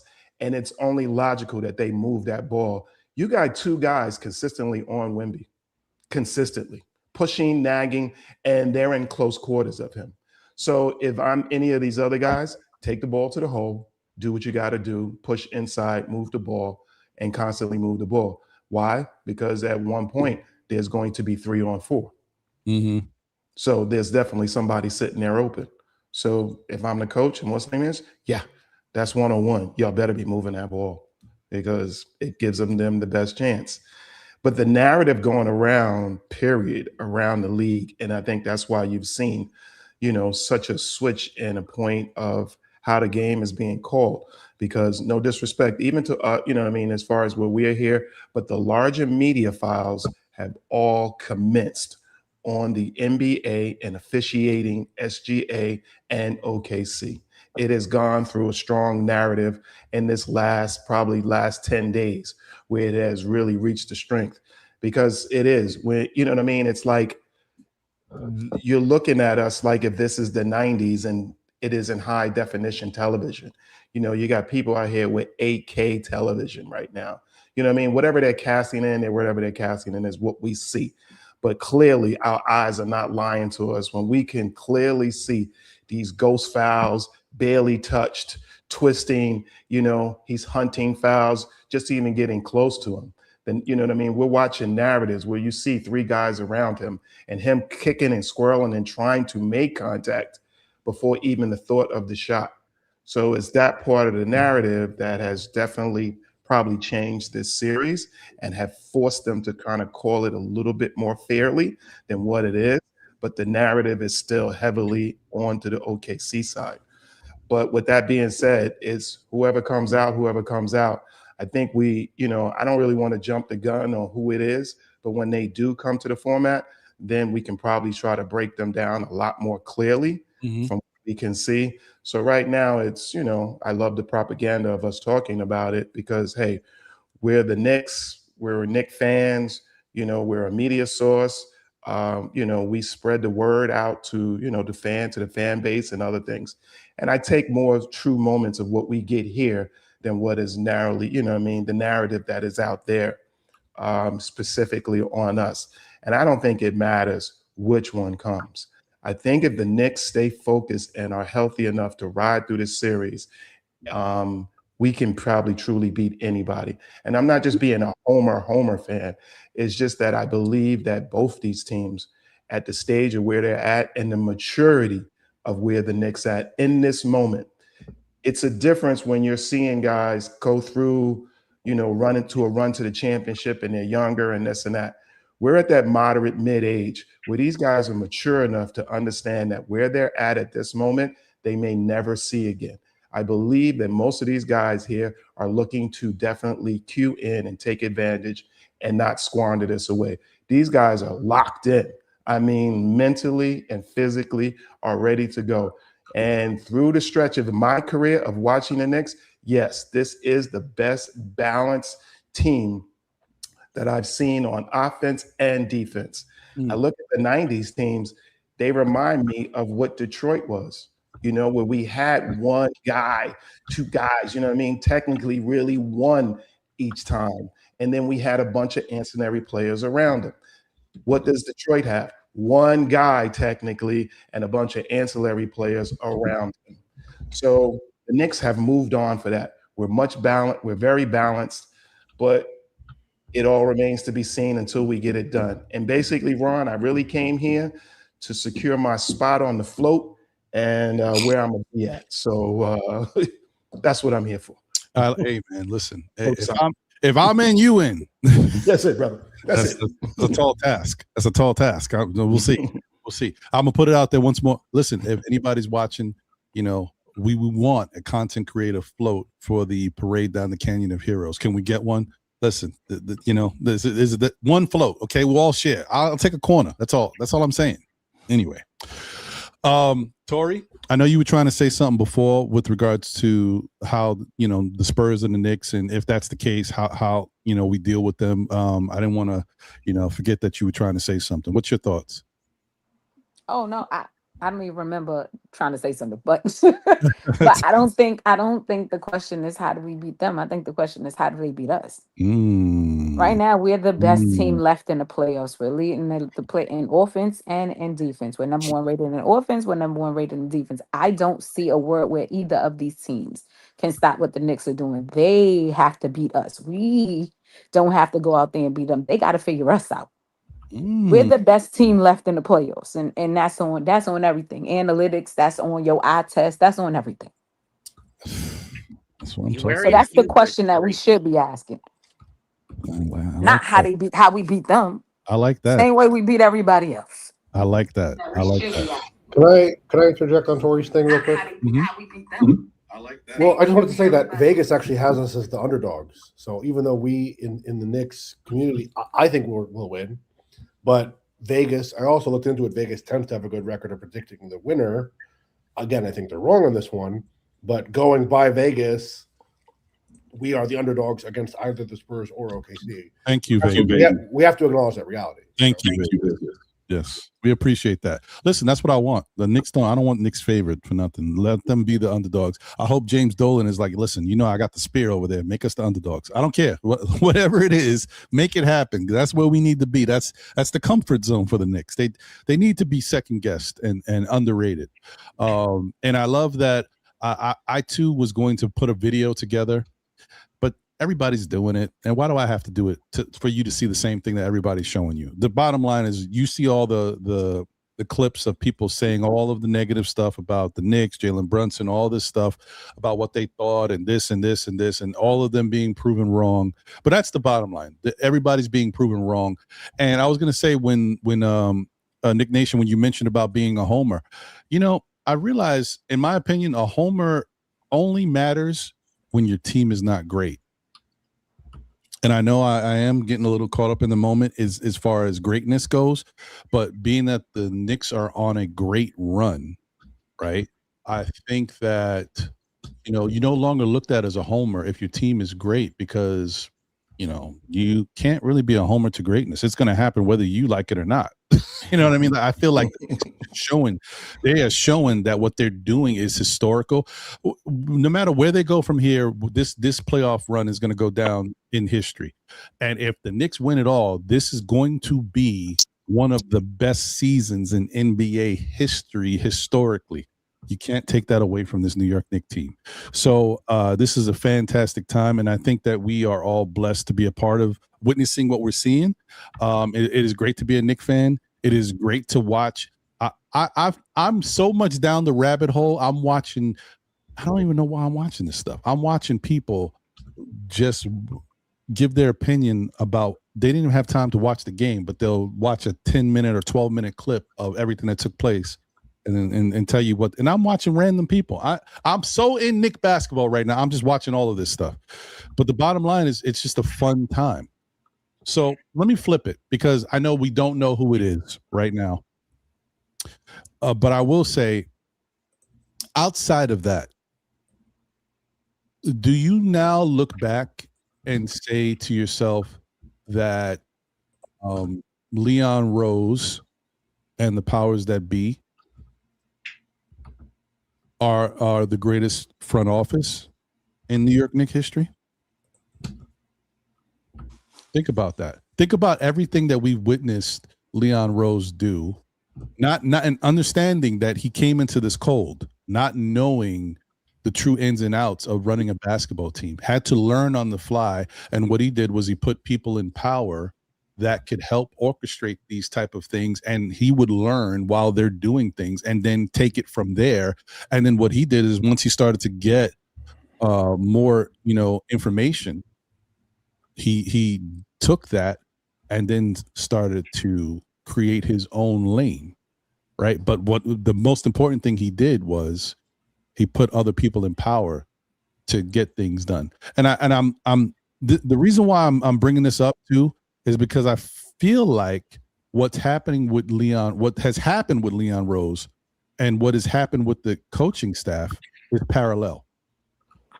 Leon Rose went out and got Gerson Rojas and the other people that he put in place to help run different aspects of the organization, right?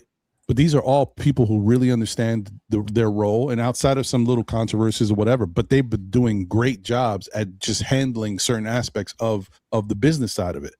What does Mike Brown do? We talked about this, and I'm surprised actually that people don't focus on this more. I feel like I've mentioned it here, but as far as the analysts and all these other people, they don't talk about the goal or the idea of what the Knicks were trying to do when they went out to hire coaches to fill the coaching staff. They went out and said, we're going to go out and get the best at all, coaching positions. It didn't necessarily work out. We couldn't get the orchestrator of that shared offense that Indiana had, but they tried, right? I don't know who their main target was, but if it was the gentleman we wind up getting from the Clippers, which I say his name every week, and now all of a sudden I'm having a senior moment. Brendan, is it O'Connor? What is his name? Malone?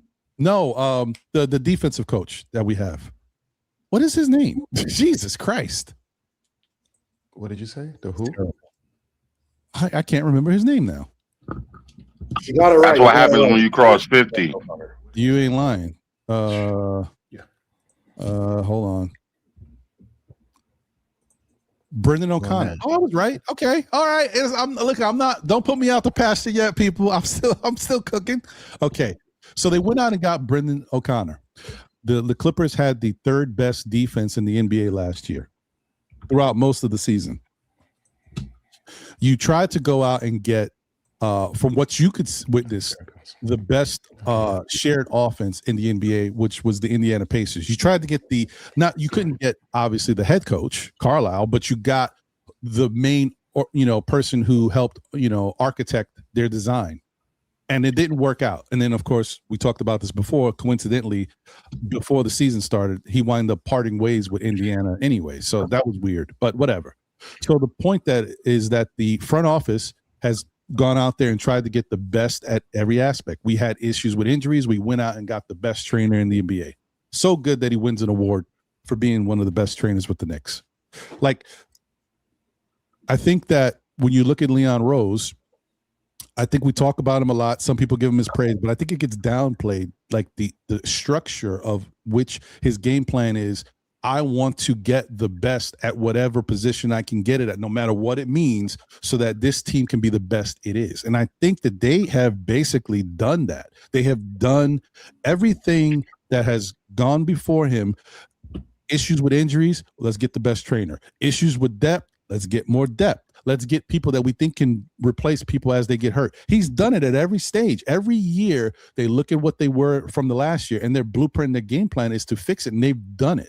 So I think, and we've seen good Knicks teams be built before. I think this is the best front office I've seen as a Knicks fan. I don't know how you guys feel, but that's just my opinion. What do you think, Corey? Are you with us? I told you before, this is one of the best Knicks teams I've ever seen. Bill, I mean, as far as from the front office, yes. I'm a child of the Dave Checketts and Ernie Grunfeld era. Right. So considering how things are done nowadays, these Leon Rose has done an extremely well job considering what I've seen before Right. and what we had before. Because I mean, we had I don't even want to try to remember his name. Scott Layden, Isaiah Thomas. Okay, and then what was the last one before Rose? Oh my God. Oh well, that was Mills, Phil Scott Jackson. Perry, Phil Not Jackson, Donnie Phil Wall. Jackson. Phil Jackson was the topper for me. So with that said, yeah, I'm grateful for what we have. Okay. Good to hear it. I'm glad you feel that way. All right. Jackson was a fox that should have never been let into the hen house. Okay, I like that, Mets. What you think, Rex? How do you feel about? I mean, I know you're a little younger, so maybe you didn't witness the carnage that we dealt with as fans, especially Scott Layden years was like the worst ever imaginable. Are you? Sorry. Yes. Okay. Yeah, you're good. So it's interesting. I think that like we've learned from a lot of. We have the benefit of a lot of failures to learn from. So we had a lot of missteps. But if you look across the board, you have Walt Perrin, you have Casey Smith, Casey Green. I always forget his name. The doctor that's like a science fiction worker, Dr. Brennan. We have a classy organization. I think it's Jay Boogie who used that term. I think you have a classy organization that really knows what they're doing, from drafting to developing. Even look at the strides. I'll be my normal play the kids guy, but we built an entire player development infrastructure in this year. Also, we hired a multitude of staff just for that in this year, on top of getting to the NBA Finals. So that really deserves a lot of credit. And keeping people like OG healthy, giving Mitchell Robinson his bionic pinky. That's I really want to talk on that issue when we get to it inevitably. But you have to give them credit. I mean, they've put a lot of really smart, good, talented people in the NBA in one organization here. So yeah. Okay, Mets. Personally, this Knicks franchise has been jaded, butchered, and for the better part of the bulk of the 2.5 decades I've been living down here, it has been a consistent flop. But now we're finally in a state where we could finally break that. I mean, and so would you say that you've witnessed growth from the organization? Like, even if it was their so-called missteps that might have taken place, would you say that you feel like you've seen the front office learn from their mistakes? Or, because the front office nothing's perfect. You did witness we had question marks about the Kemba Walker signing, and obviously Evan Fournier, and what, how that all took place. We know that there was logistics behind it, but still people had a lot of questions about that. We have seen significant growth with this team. Yes. Okay.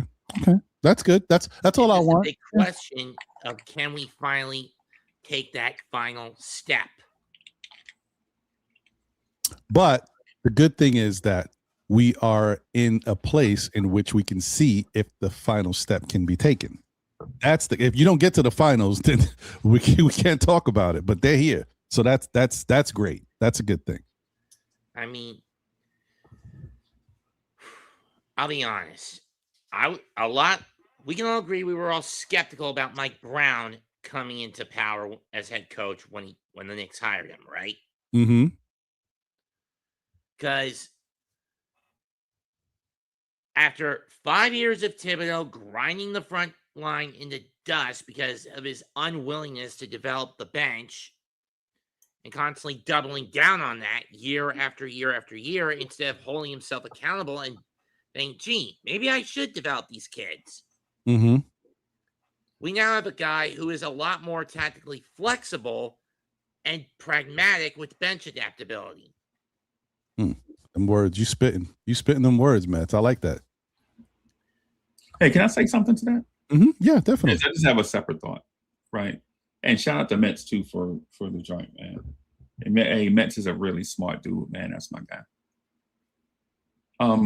I think one of the things that as a Knicks fan that we overlook is that rebuilds in a rebuild is you have to do it in stages, right? Like, sometimes, there's a foundation already there and you can inspect it and then build on top. And then at other times you have to go in and demo everything and then start from that place. And so one of the things that when Leon Rose got here was we realized that, or that they realized, is that you don't really have a place to build. You have to demo this thing first and then build a solid foundation for what you want to bring in. And it's the reason why when we mentioned Scott Layden, the whole thing about Scott Layden is his reputation is ruined and it's not fair, right? Because for one, Scott Layden's job when he got here was to trade away an all-time great and then put a playoff team on the floor that the team will appreciate like the previous thing. The only thing about it is it's really tough for any organization to have a 20-year playoff run. That's what Knicks fans thought Scott Layden was going to be able to do. Like, hey, man, we're going to be a second-round team at a minimum for the next 20 years. No, you can't really do that. Teams don't do that. When a star leaves, when a star, hold on, wait a minute. When a star leaves, right, it's difficult to replace that star, especially if it's an icon, right? If you look at what the Celtics look like post Larry Bird, right? When Larry Bird retired to the point where they got Paul Pierce and others, there was like a 5 or 6 year gap, right? When you look at what the Pistons were when Isaiah Thomas and those guys retired and they built from one championship team to another championship team, there were a lot of great players in there. And I think look at the Lakers. People think about Magic and then they think about Kobe, but there was a lot of Tony Campbell and Sadell 3 years in there too, right? Right. And so when you look at what Scott Layden did, Scott Layden had to trade out the franchise player because it was time. Right. But the flack he got as it transitioned to the new era of Knicks basketball was not fluid. And for those that understand basketball and know how it works, you know that when you trade Pat Ewing, you're not going to get a Pat Ewing in that trade. You're not going to trade Pat Ewing and you're not going to trade a 36-year-old Pat and get a 24-year-old Shaq. That's just not how the NBA works. True. Right. So when you look at that and then you look at what Leon Rose did when he came in, remember when Leon Rose got here, the starting point guard was a dude named Kadeem Allen. Right. So when you look at where they started versus where they are, it's all in stages. You bring in a coach that's going to get you out of the ditch. Like Tom Thibodeau is that guy that's going to take a below 500 team and get them to a place where they can win 50 games. And in an amazing year, they may win 60, but they won't win championships with Tibbs, right? Let's just be clear, right? And so Tom Thibodeau did that. And then once you get the ox out of the ditch, so to speak, and get to a place where now you need to add peripheral pieces or whatever it is, you add quality bench pieces, then you get another guy and you bring in a more polished guy like Mike Brown. And that's the reason why you see there is a BC and AD type of approach. And it looks just like, man, you changed the coach and that's all it took. Nah, you had to build this thing. You had to see what you had in RJ. You had to see what you had in Knox. You had to see what you had and then see if they have value around the league. So maybe if they don't have value with us, do they have value around the league so that maybe we can swap them for other guys that are coming in? And so that's why one of the things, a couple of the trades that Leon Rose made were probably two of the greatest trades in Knicks history. When you look at the overnight trade of OG Anunoby, like legit, we watch RJ and quickly one night. When you wake up, you wake up the next day, you look at your phone and you have a million messages on your phone. You're like, what happened? And the Knicks have OG Anunoby, right? And then you get the January Knicks thing, where OG and Randall look phenomenal together. So much so I think that the Knicks lost like 2 games in a 16-game stretch. and then OG and Randall get hurt on the same day. One dude separates his shoulder and never plays another game for the Knicks, and the other is out for the next 2 months with the floating bodies in his elbow thing. He has to get this surgery type thing, all these things going on.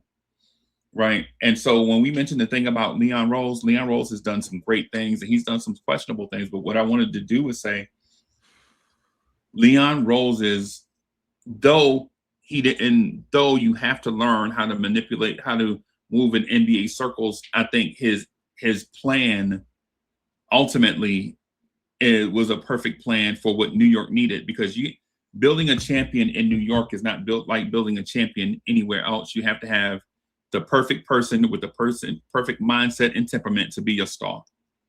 Because if you have an uneven mentally, if you have an uneven star, say one that is touchy, say, for instance, Luka Doncic would not have been able to lead the Knicks to the finals, or Eastern Conference Finals, in my opinion here.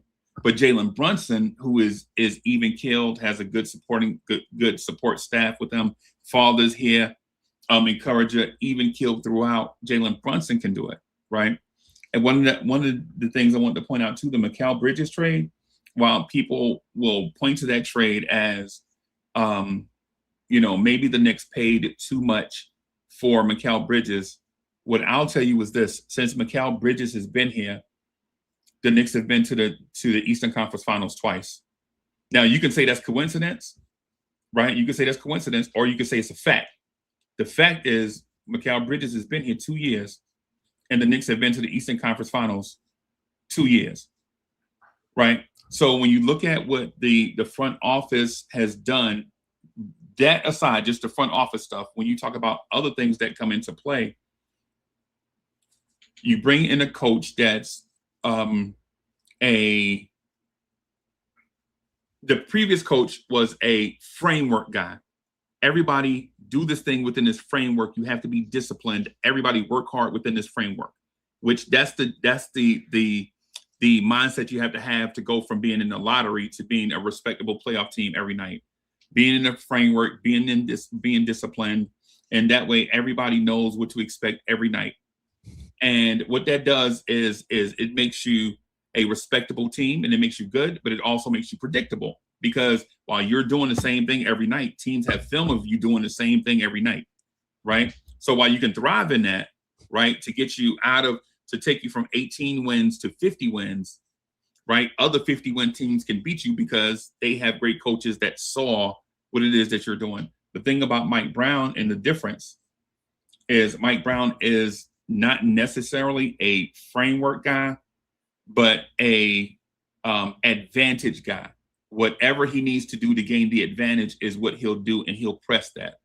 Because we've seen Mike Brown win in the NBA, win Coach of the Year in two different ways, with a great NBA defense and with a great NBA offense. And you do that by saying, hey, I'm going to press my advantage. Whatever my advantage is with this group of players, this is what I'm going to lean into. One of the things, just real quick before I talk too much, Ron, is this. Mike Brown gets here, and you start to notice that during the game, if the Knicks have an advantage in game, if they have an advantage doing something, Mike Brown will spam it until the other coach can't stop it, right? And if they show that they can stop it, or if it's a disadvantage, he'll change it really quickly. Like some nights you'll see Josh Hart be the guy a lot, involved in a lot of stuff. And then other nights you'll see Landry Shamet and Josh Hart on the bench wanting to get in. But hey, Josh, you're not advantageous to us. You've seen it earlier in the year with Mikal Bridges when you saw Tyler Kolek, right? Like, hey, Tyler Kolek off the bench is our advantage. Now we need 2 point guards to attack this defense. And Mikal Bridges is the guy that's waiting like, hey, man, y'all traded a bunch of picks for me. I should be there, but you don't give us the advantage. And so what I would say to that, because I wanted to say it to a bunch of different points. I wanted to say it to, can the Knicks be the NBA champs? Yes, because Mike Brown will find the advantage and spam it. And then at the same time, what Leon Rose did to rebuild the roster is nothing short of incredible, because the NBA is full of talented players. But can you find a talented player that also has the mindset and temperament to be able to thrive in this pressure cooker that we call New York City? Because there's a difference between being talented, getting hoops in Charlotte, North Carolina, or getting hoops in Memphis, Tennessee, and then getting hoops in New York City, where millions of people are going to criticize how you got open. You know what I'm saying? Your shot form. Did the shot go in and out or not? Was that your first, second, or third miss in a row? Like when you're in Charlotte, you could take a shot and somebody might look at the box score, but they're just going to cheer for the winner. In New York City, we're going to break down everything that a Knicks player is going to do. And if you're a human being of sort, it can kind of get to you, right? Just look at the Cat thing. Like, remember Cat, like we always felt like there's something going on with Cat and the Knicks or whatever. Cat was a Knick. He's a Knick. There shouldn't be a thing, but this is New York City. And that's all I got, right? I got a lot more. I don't want to overtalk everybody, man. No, you're good, my brother. I appreciate you. You spitting some real important stuff. And the other thing too is just even what you're saying about not only just building the team, but building the right individuals to handle the atmosphere of being in New York. I think one of those that gets overlooked is Cat. Cat, have you looked at Cat on the surface? He don't look like he should be in New York. He don't really look like a Knick. You know what I mean? But little did we know, Cat has the temperament and the wherewithal and the mindset to handle. Because Cat's been in the league almost 9-10 years, whatever. He's never dealt with the level of scrutiny in his career ever since becoming a New York Knick. I think it's been 12 years. Has it been that long? Well, I'm sorry, I apologize. Well, I thought it was like 10 years, but okay. All right. Even more, right? To show you, he's been with the Knicks 2 years and dealt with so much scrutiny in these last 2 years that it's like the average person may not be able to deal with it. Cat has dealt with everything, his personal stuff that we know about, the loss and all that. Even this year, just changing from the player that he was before All-Star break to the player he became after All-Star break. Wow, his father was dealing with a little health issue, that weighing on him. You still got people questioning him as a man. You know what I mean? Like all types of stupid stuff that Cat had to deal with. And all he did is went out there and played great basketball and got us to the point where we are in the NBA Finals also because of his effort and his willingness to do whatever it takes to make this team win basketball games, whatever sacrifice is needed. So yeah, I definitely agree with what Uncle Freezy said wholeheartedly. I think Leon Rose did a great the whole organization did a great job of pinpointing the right players that can handle being here and dealing with the noise. And so yeah, definitely important. That's a big part of what we've been witnessing. So before I get to everybody else and their thoughts, I just want to read a couple of these super chats real quick because a lot came in. And also let me do quick shout out to my 2 cents in the building. Appreciate you, member of the SKF Army. Salute. Shout out to Yuri in the building. What up, Yuri? Good to see you. Says he's ready for the finals. Hey man, we all are. Shout out to Mr. Visionary Mind in the building. Got to give Tibbs credit. He was stubborn, but the team's defensive identity is all Tibbs doing. He definitely created the culture and gave us an identity because we were lost prior to him. So the only trade-off was he had no offensive identity. It was just running everything through the star player, and that's what always bugged me with him. This is true. Shout out to JJ47K in the building. He has questions about the NBA looking kind of rigged with the Western Conference series and stuff. Shout out to Underlows in the building. Good to see you. What did he say? Cam and Mace are full Knicks out mode to fit the narrative of the show. Yeah, it makes sense. That's it. That's business as usual. It's okay. New Knicks City and Squad in the building. What's good? Good to see you. Appreciate you. Dan Litt is in the building. Shout out us. That's right. King Ribby or just Ribby in the building. What up? And appreciate you for letting me know, Brandon O'Connor. Thank you. I appreciate that, brother. Heem is in the building. Talking about Patrick and his power forwards he played with. Shout out to Joshua Cruz. It says without Macau, Knicks don't beat Celtics game 1 and 2 last year. He stole the last ball and blocked the last play. Macau has been huge, especially in the playoffs. But what Macau's legacy, at least for now, with the Knicks, is the moments he's created. Macau has had some special moments in his time being a Knick. You can't take that away from him. Tay South Side in the building says preach Freezy. Yep. What up, Tay? Pistol P is in the building. Talking about Randall. Nick Some Noise Entertainment. PBS over here. Okay. I don't know what that means, but we'll go with it. Let me get to these super chats. Sorry. What was the last one right here? Appreciate you, Paris. Thank you for the generous super chat. He said, by my count, OKC and the Spurs have the best player in the finals. I say we have the next 4 out of 6 against either JB is the second best, then Cat, Chet, OG, and Hart. Okay. Appreciate that, Paris. I mean, that may be true. We'll see how it all plays out. I think the one thing is that if the Knicks win and if they do it, it doesn't have to be done in convincing fashion, but if the Knicks do it and Brunson is a big part of how it's done, you could say what you want. Maybe going forward, Wemby is going to be the best player in the league. But in these playoffs, if the Knicks win in that fashion, you got to say Brunson was the best player in the series and throughout the whole entire playoffs, in my opinion. But we'll see if we get there. Shout out to APAP. He said, y'all look like Hollywood squares. Awesome. Hey. We're still missing one square, though. Hey, who you calling a square? Yeah. It was going to be in my line. Who we calling square? Exactly. You know what I mean? Shout out to Wolverines. Thank you for the generous super chat. That Knicks would be playing 5-on-8 versus OKC. Maybe. Shout out to Paris Duggar. Thank you for the generous super chat. That the flopping focus makes OKC beatable. OKC and especially SGA gets to rest a lot by getting so many free throws. SGA's tired is much easier to guard. SGA being tired is much easier to guard. Knicks in 6. Okay, I can deal with that. I like it. Oh my guy, shout out to him. Look at this guy. Hey, what up, brother? Says, my Knicks brothers, it's a glorious time. Bring on whoever. I'm ready. Going down to Orlando, representing our Knicks. Finish the job. Look at my guy in the building. Appreciate you, man. Thank you for being here, brother. Listen, Kev is, like I said, he's one of the best Knicks fans, always showing love, and I'm just happy to see He's probably going to Orlando to buy a bass guitar. You know he plays guitar, right? He's probably going down to Orlando to play music, right? What up, Kev, man? Good to see you, brother. And last but not least, once again, Mr. Paris Duggar said, Cat hater here. He's becoming amazing. Rebounds equals rings. Hey, listen, that's what I was saying earlier in the show when I was talking.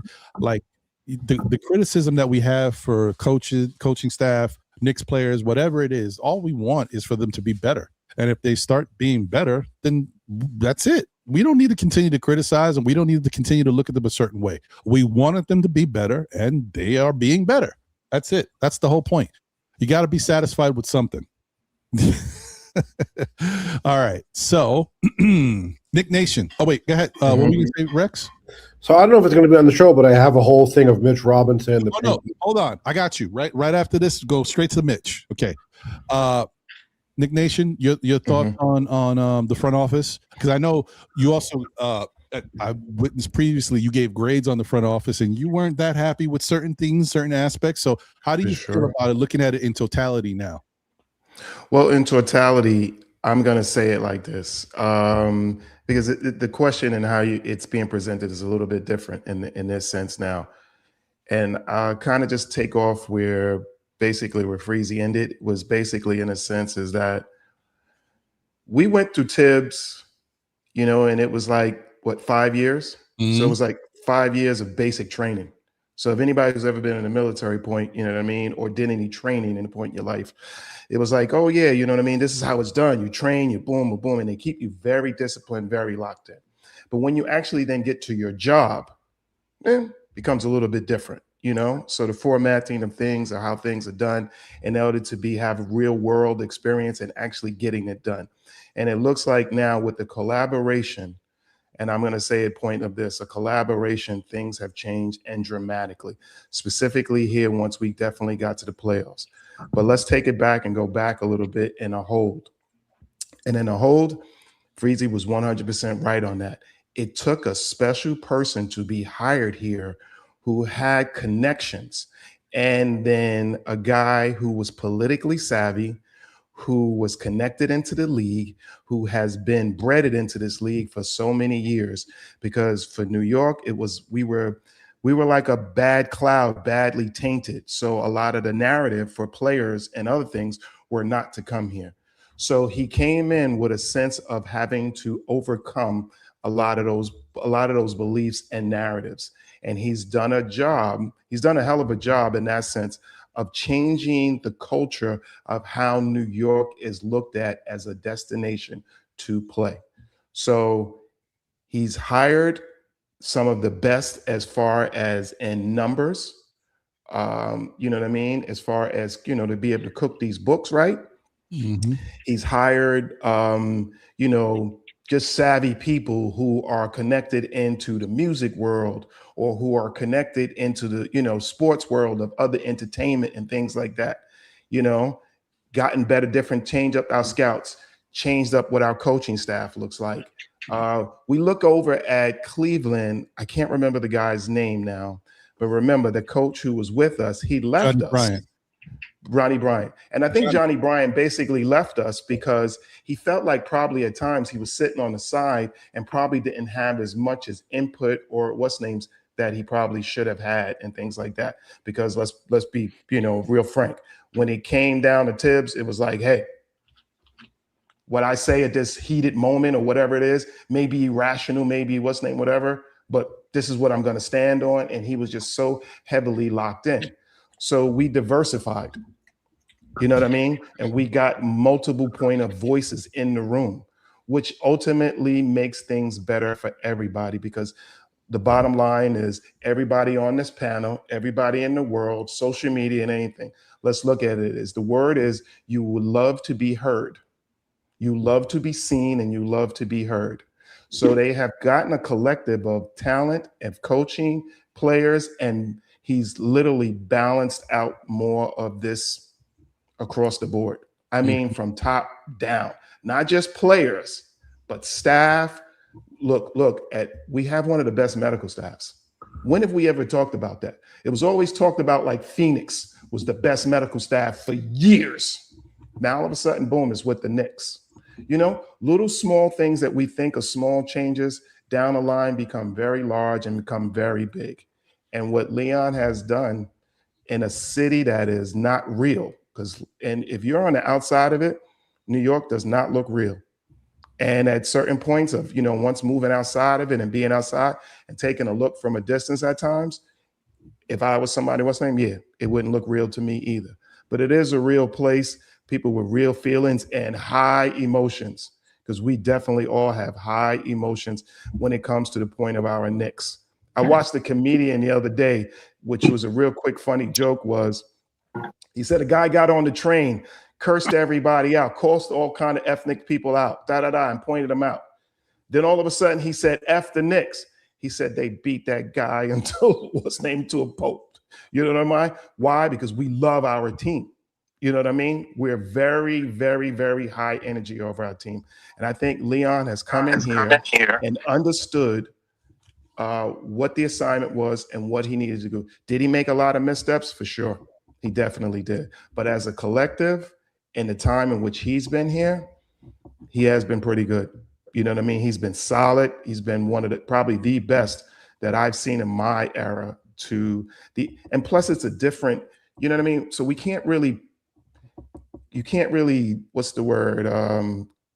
Carbon date what's happening now and place it to the 90s, even the early 2000s. The CBA is different.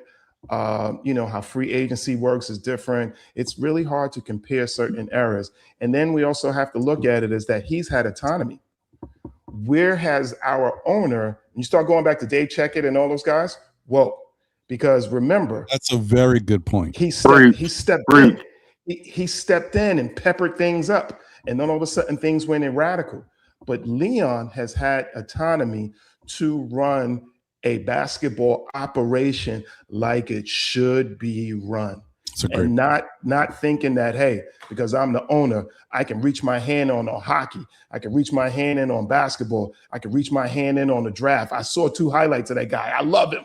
Bring him, things like that. Those narratives have changed dramatically. And with that being changed, it has changed our franchise. It's changed the way that the outside world now has to all of a sudden look at us. Because how many of them wanted to keep pushing the narrative?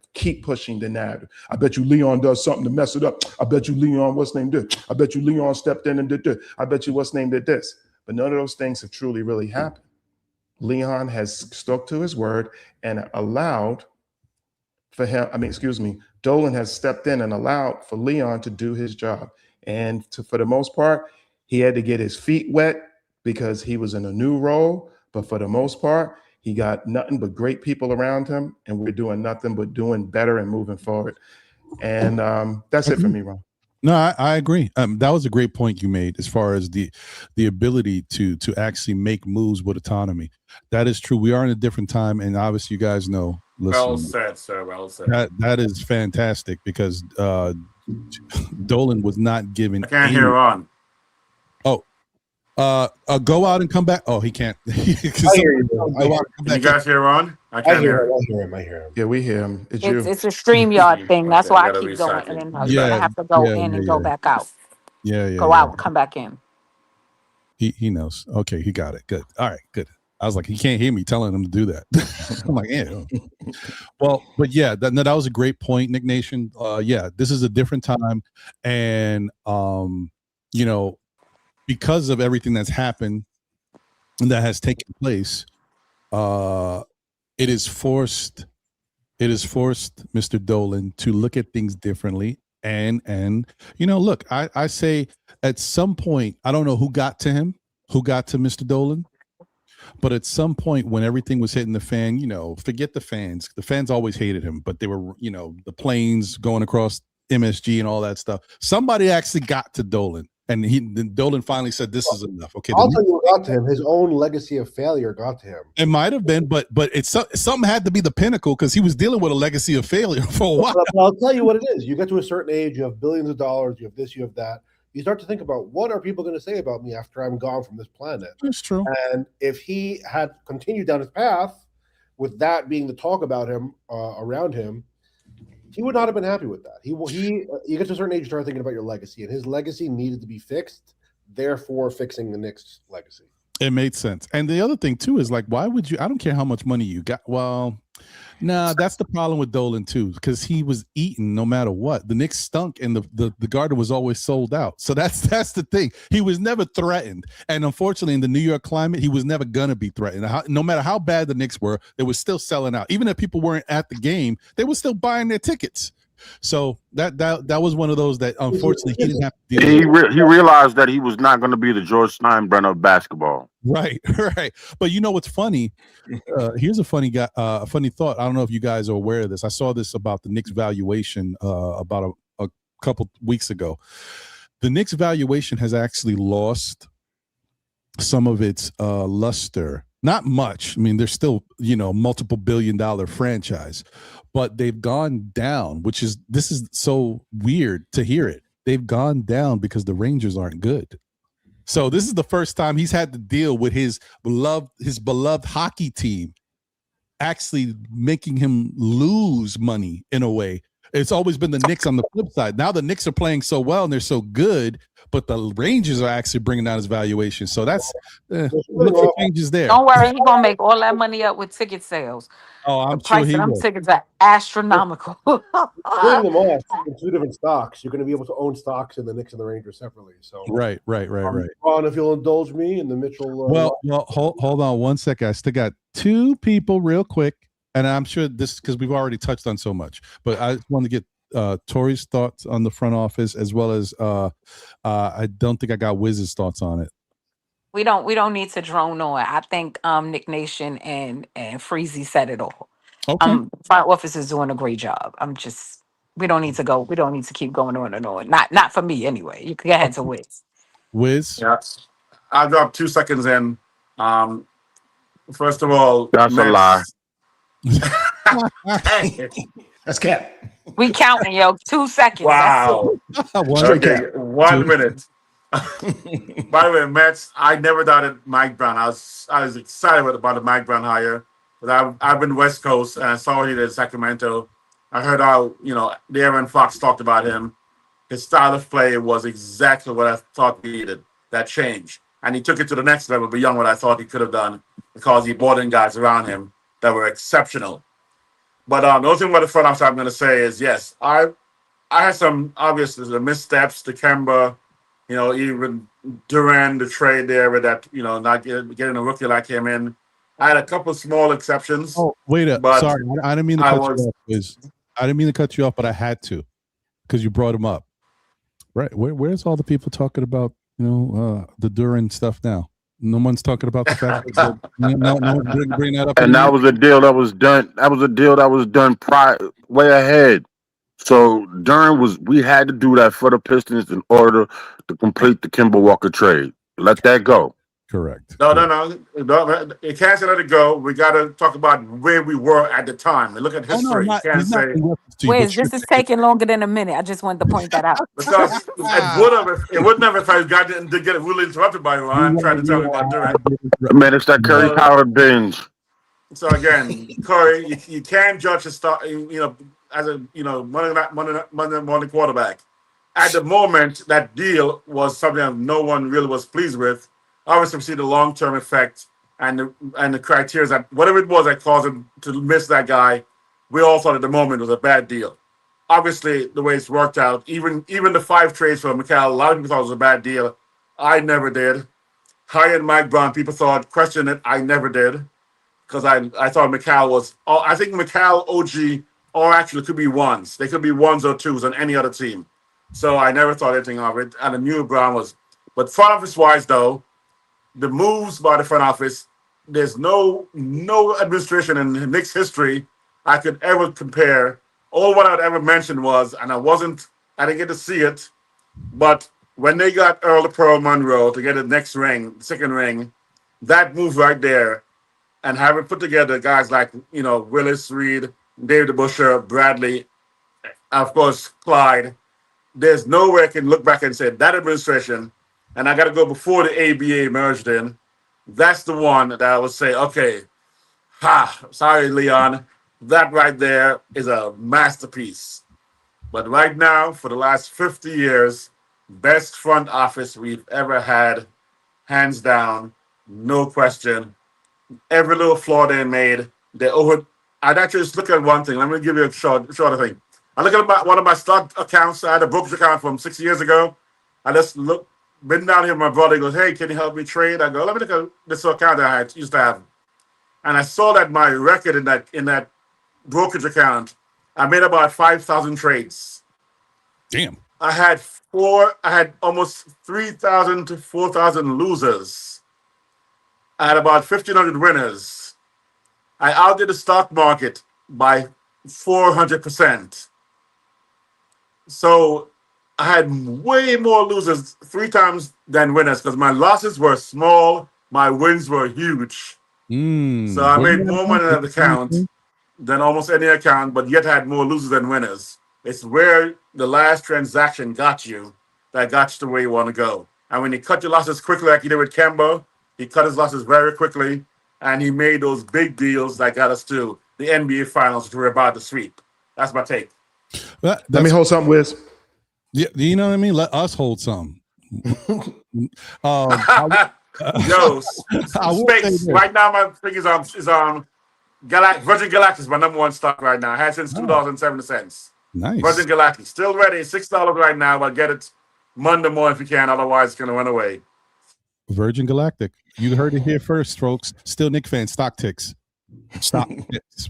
But I will say that, I I hear you, and they did cut their losses, but I'll tell you, it didn't seem quick when we were watching Kimba and Fournier on the bench the rest of that season. It felt like forever. But I'm with you. You're right. In hindsight, he got rid of that and did what he had to do, even if he had to give up a draft pick to get it done. But look at us now. So gotta let the process happen. Trust the process. That was my Embiid voice. I'm sorry. It wasn't How good. you like me now? I could rap that for you, Larry. Anyway, okay, let's move on. Let me get to D-Rex because he's over there clamoring with his Mitchell Robinson take. Before we do, I got to get to these super chats real quick, and then you can go, sir. All right, let me get to the next. Oh, this is a new one. Shout out to him. Shout out to a brother of a certain age. I like that name. Thank you for the generous super chat. Said all this talk about the weak East, but other than playing each other, who have the Thunder and Spurs beat in the playoffs this year? That's a good point. And I apologize. D-Rex, but this is like content creation. It sets me up. So I got to go with it. And then we'll get to you. I'm sorry. I'm sorry for the delay, but this is I'm a patient man. okay. It's set up nicely. So you know how it is. Hold on one second. Because once again, I'm going to repeat that. All of this talk about the weak East, but other than playing each other, who have the Thunder and Spurs beat in the playoffs this year? Once again, downplaying the Knicks. Okay.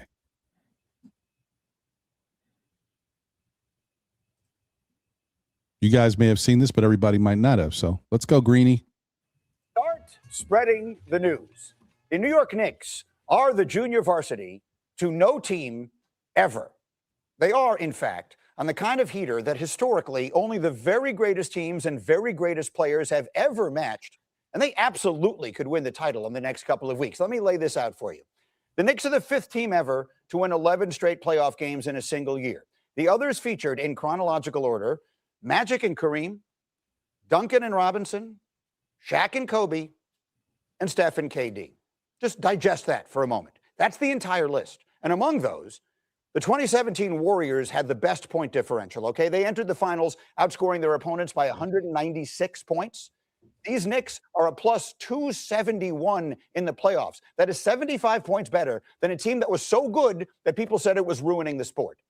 But here's the thing. You know all of that already. What you want to talk about is an easy path to the finals. So let's talk about easy paths. Did you know that none of the last 3 NBA champions ever faced a team seeded higher than 4th? I don't think you did. Last year, OKC, they played the 8, the 4, the 6, and the 4 seeds. The year before that, Boston, they played the 8, the 4, the 6, and the 5. Before that, Denver, they played the 8, the 4, the 7, and the 8. The point is, this is nothing new, so let's stop talking about it. And then finally, there's this, the enormous advantage of rest. By the time the finals start, the Knicks will have played 4 games in 23 days. There are only 3 prior teams to have that profile since the playoffs expanded. They were the 2017 Warriors, the 2001 Lakers, and the 99 Spurs. All 3 of them won the finals in 5 games. So, whether you love or loathe New York and its teams, just be aware of this. The Knicks are not lucky. They're not a fluke. They're not the JV. They are right now playing about as well as any team ever. And in about 2 weeks' time, they absolutely might win this whole damn thing. That's what needed to be said.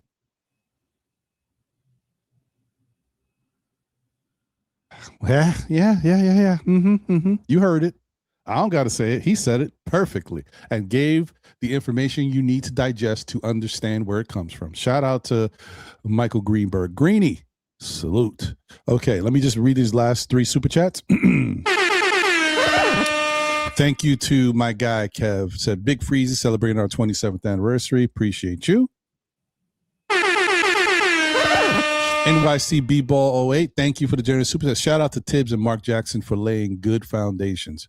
Facts. When you think about the blueprint of it, the Tibbs creating the culture here for the Knicks, for Mike Brown to take what was here and cultivate it the next way forward, right? And shout out to Mark Jackson for laying the blueprint with the Golden State Warriors, for Kerr to then take and cultivate that, for then Mike Brown to get all of that cultivation and bring it to the Knicks. Wow, it's like seven. What is it? 6 degrees or 7 degrees? I think it's 6 degrees of what, Kevin Bacon. Yep. You got to be old. Yeah.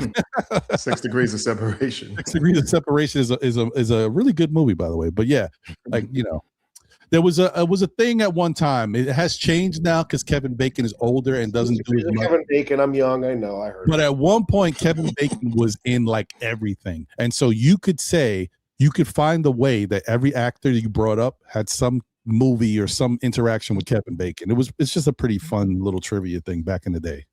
Whatever. Okay, and last but not least. Shout out to Wolverines. Thank you for the generous super chat. Said if Knicks win the chip this year, then are Brunson, Cat, and OG the best Knicks trio in Knicks history? Ooh, let's hold that thought. I mean, I'll come back to that. All right. So, wait, how do I get my? There we go. All right, D-Rex, we're here finally, my brother. All right, get into your Mitch talk. I had the perfect segue. So before we go on throwing a parade for Leon Rose, let's remember that he put us over the second apron to sign Gershon Yabusele this offseason. Jeez, it's a tough crowd. Continue. I mean, look, we can't let him get away with that one. That Yeah. But anyways, I did all my homework. We're in a tough position with Mitch. What do we do? What do we not do? So I'll run you through the case for Mitch, the case against Mitch. I did all my homework on this. I just want to make sure that we're all on the same page as Knicks fans. We got one shot at this. This is the NBA Finals. We can't take this lightly. Okay. Mm-hmm. So the case for Mitch. I shouldn't need to make up, but just so we're all clear, we all love Mitch. I particularly love Mitch. I think, as Ron can attest, he ranks fourth in the NBA in offensive rebounds per game during the regular season. He averaged 4.2 offensive rebounds per night. He posted a league best 20.1% offensive rebounding percentage, and since the 2023-2024 season, 489 of his last 492 field goal attempts have been dunks or layups. So he doesn't necessarily need his pinky that much. That being said, and it pains me to say this as a Mitch fan, and I think Ron can attest that I've been on the show many times saying that I love Mitch. They need to use him more. They need to incorporate him more in the offense. They need to throw more lobs. He did not have a great Cleveland Cavaliers series. The Cavaliers were weak to the point where it ultimately didn't matter, but was the Cavaliers' Mitch impact what we imagined for Mitch going in? Absolutely not. Let's be 100% honest here. Mitchell Robinson is, to be clear, the worst free throw shooter ever in the playoffs. Okay? That's just a fact. He is the worst free throw shooter ever in NBA playoff history. He is hitting 30.2% of his free throw attempts during the 2026 playoffs. And in the Cavaliers series, he went 2 for 14. That's really bad. Okay, we have to be honest. And that's already a drop from his 50.8%. Mm-hmm. He went from 3.2 free throw attempts per 36 minutes in the regular season to 8.4 attempts per 36 minutes in the playoffs. So he's going up higher. They're fouling him more. And as a result, he's been having less minutes in the playoffs than in the regular season because it's hard to keep him on the floor. So the other thing is that a lot of people are looking at his pinky. Oh, he cut it off. He could just whatever. It's fine. The reality is that he's having exactly 8 days of recovery time from operating table to the NBA Finals court. That's pretty crazy. And just for context, since 2005, the absolute fastest an NBA player has ever returned to live game action following surgery for a pinky fracture is 14 days. Robinson is attempting to beat the league record by nearly a full week. The historical injury databases indicate that the average time lost for an NBA player undergoing surgery for a pinky fracture is 34 days. So the whole picture is a difficult one. And I will also make the other one as far as, this is the negativity. I'll make the positive case. The positive case is that I believe whether or not we use Huck Porty, he should be on the table. He should be being prepped for this. It needs to be on the table. And I would even make the case that you could argue it's an upgrade in some cases because Huck Porty is a 78% free throw shooter, and he has already guarded Wemby in the regular season. Admittedly, it's a small sample size. And listen, guys, negativity. This is what do you think the Spurs and OKC are doing right now? You think they're not reading this exact same data that I'm reading to you? We already had the Cavaliers, who are a much worse defense, make an entire game plan against Mitch that it worked. Whether we like it or not, it worked. So negativity, positivity, this is the NBA Finals. If we're not prepared with this knowledge, then you're not serious about the NBA Finals. We have one chance to get this right. One chance. You want to come into the NBA, now they're hacking a Mitch. What are we going to do? We have to make no, you need a plan before game one of the NBA Finals. You need a plan before game one of the NBA Finals. I'm telling you the options. The options are that Mitch is going to struggle, They're going to be defending him like Catwoman out there, rah, rah, rah, all over his hand. It's going to be a red bullseye in his hand. They're going to destroy Mitch's hand. You thought Hackett was bad. Now, 8 days after his pinky got reconstructed surgically. Listen, I love Mitch. I want him to play. Okay, but we need to be prepared for the possibility that 1, they're going to attack the hell out of him, and 2, he might not be the best. He might not be in the best shape. So what do you do if that happens? So those who fail to plan to fail. Thank you, Wolverines. Oh man, that was dope. I mean, that last little those who plan, yeah. Ooh, you cooking, especially when you're wearing the suit. You suited and booted, saying that. Okay. Listen, I want us to win the finals very badly, just so we're 100% clear here. And it's not me. The NBA finals, the NBA gods decided Mr. Ramos is going to break his pinky a week before the NBA finals.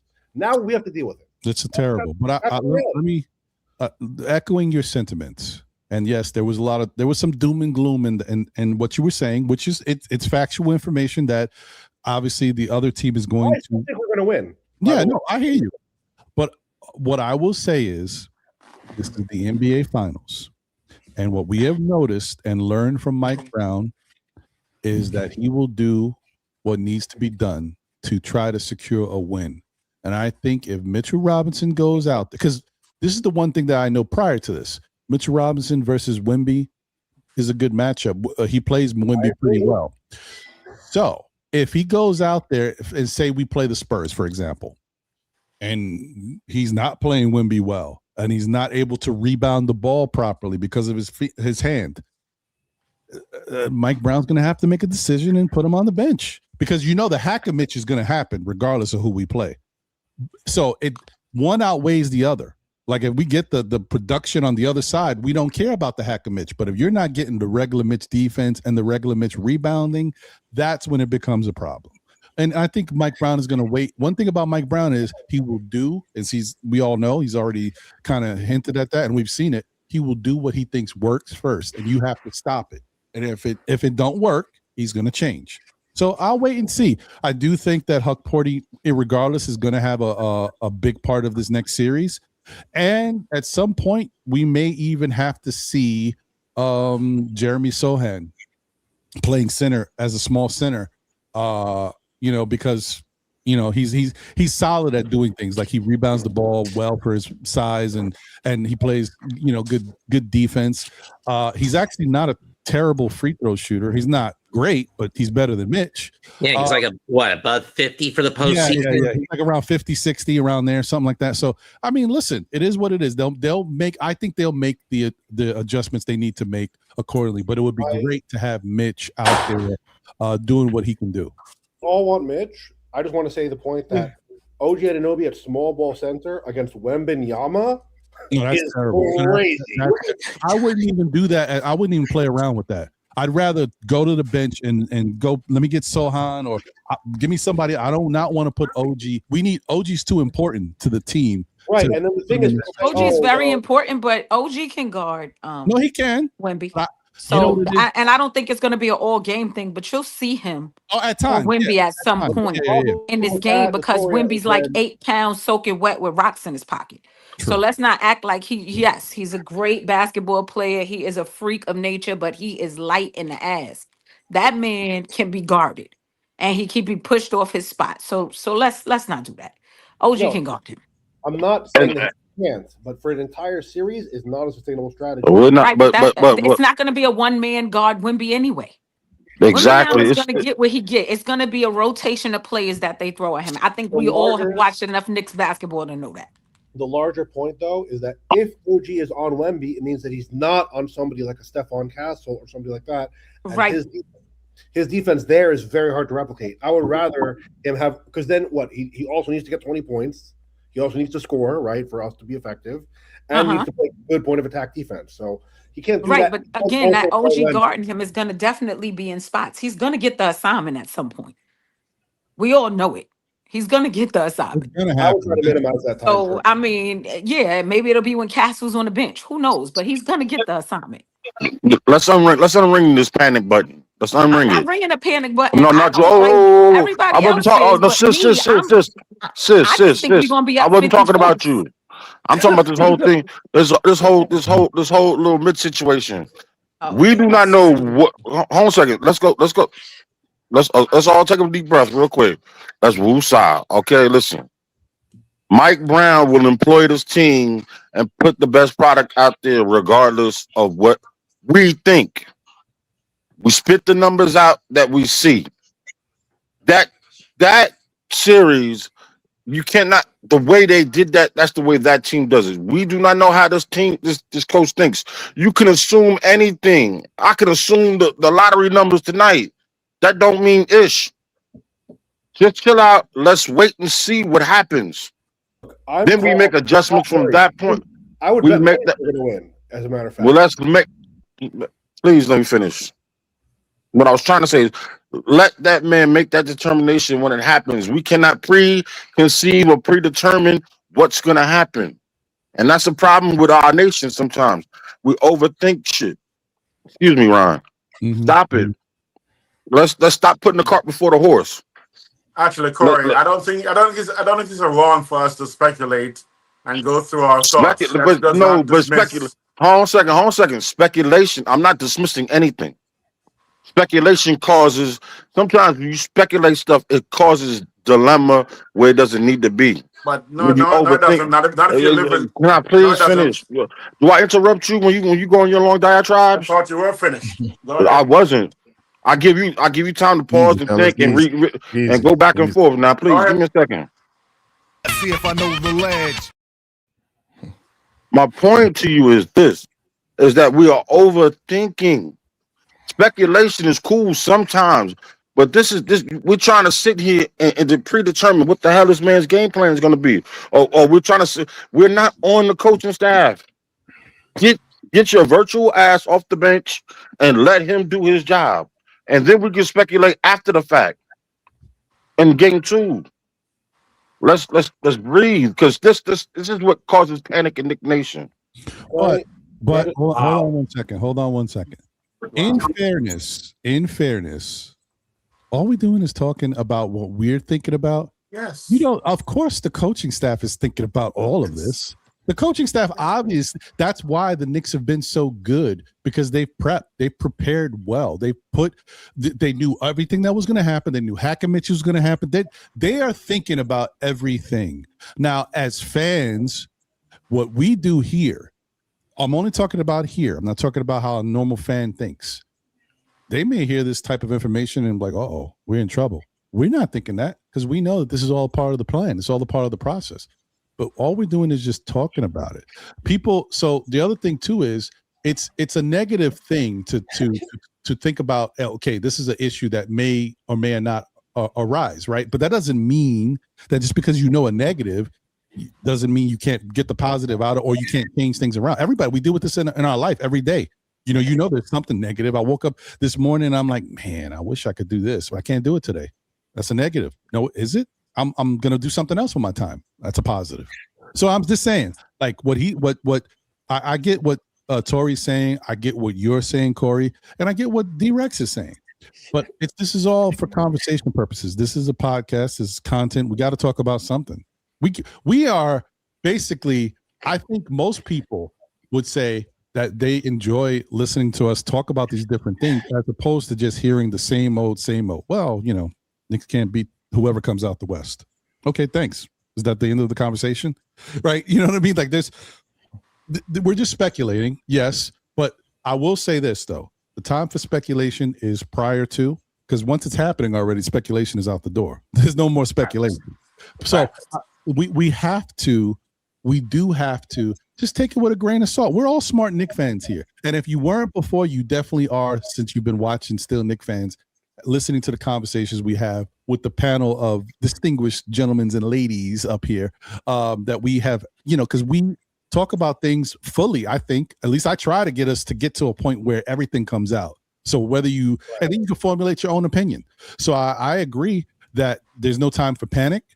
And we do have to allow Mike Brown to do his thing. I'm very comfortable and confident in this coaching staff and all the moves they've been making thus far. Like his adjustments, Mike Brown's adjustments have been phenomenal. I don't think they're under the microscope as much as they should be, because his in-game adjustments have been fantastic. throughout these 11 games. And it's not just because of the fact that they won the games, even his adjustments prior to, because he already had this in the bag. Like what we saw, thank you, Atlanta, once again, shout out to y'all.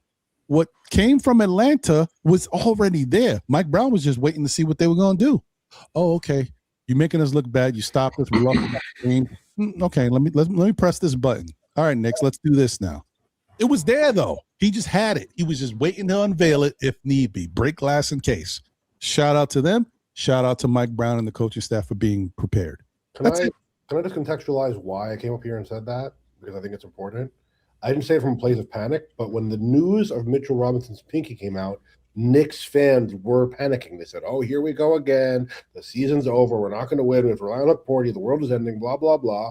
My whole point is that, one, Mitchell Robinson was already being targeted by the opposing teams, already to the point where he was having his minutes reduced before this happened. And two, Huck Porty, when he went, it's not a huge sample size, but he guarded Wemby and was a plus 14 in his minutes.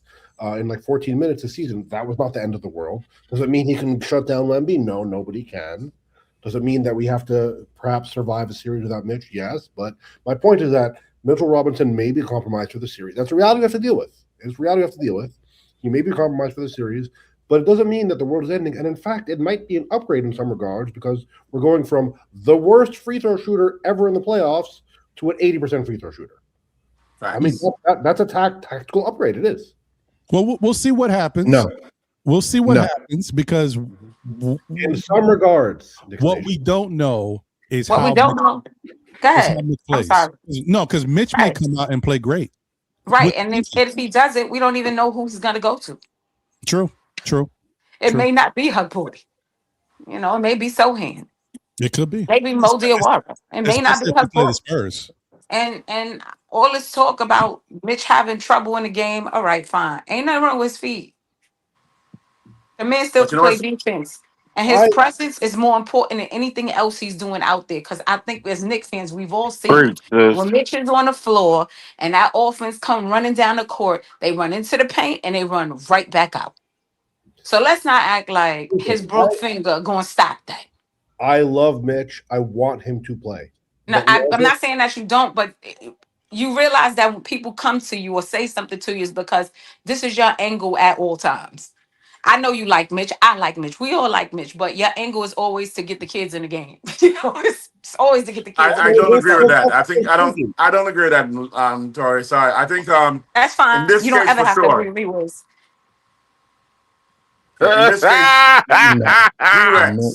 In this case, D-Rex, I'm totally supporting you in this case. Yes, you have a history of loving the kids in the game. But I don't consider these kids, by the way, anymore. These are not kids. These are 3 and 4 year players. So let's stop the kids thing, even though they're younger. You didn't mention Diawara. You know, that's a kid, right? You mentioned Sohan. And to me, they're going to be kids until they start in somewhere or getting some real minutes. Stay the kids. I understand. So D-Rex is a kid right now to me. He's a kid because, you know, he's 50 years younger than me. But I'm just saying that when you threw up a hypothesis or, you know, potential scenario, like will Mitch still be effective? We'll even play the first game. That came out in the news. It's in the ether. And someone goes, hey, in case this happens, hey, I think we're good. Because we got a player like Huck Porty. We got Sohan. We got, you know, OG to back up, you know, play small ball, and he can definitely push around Wemby.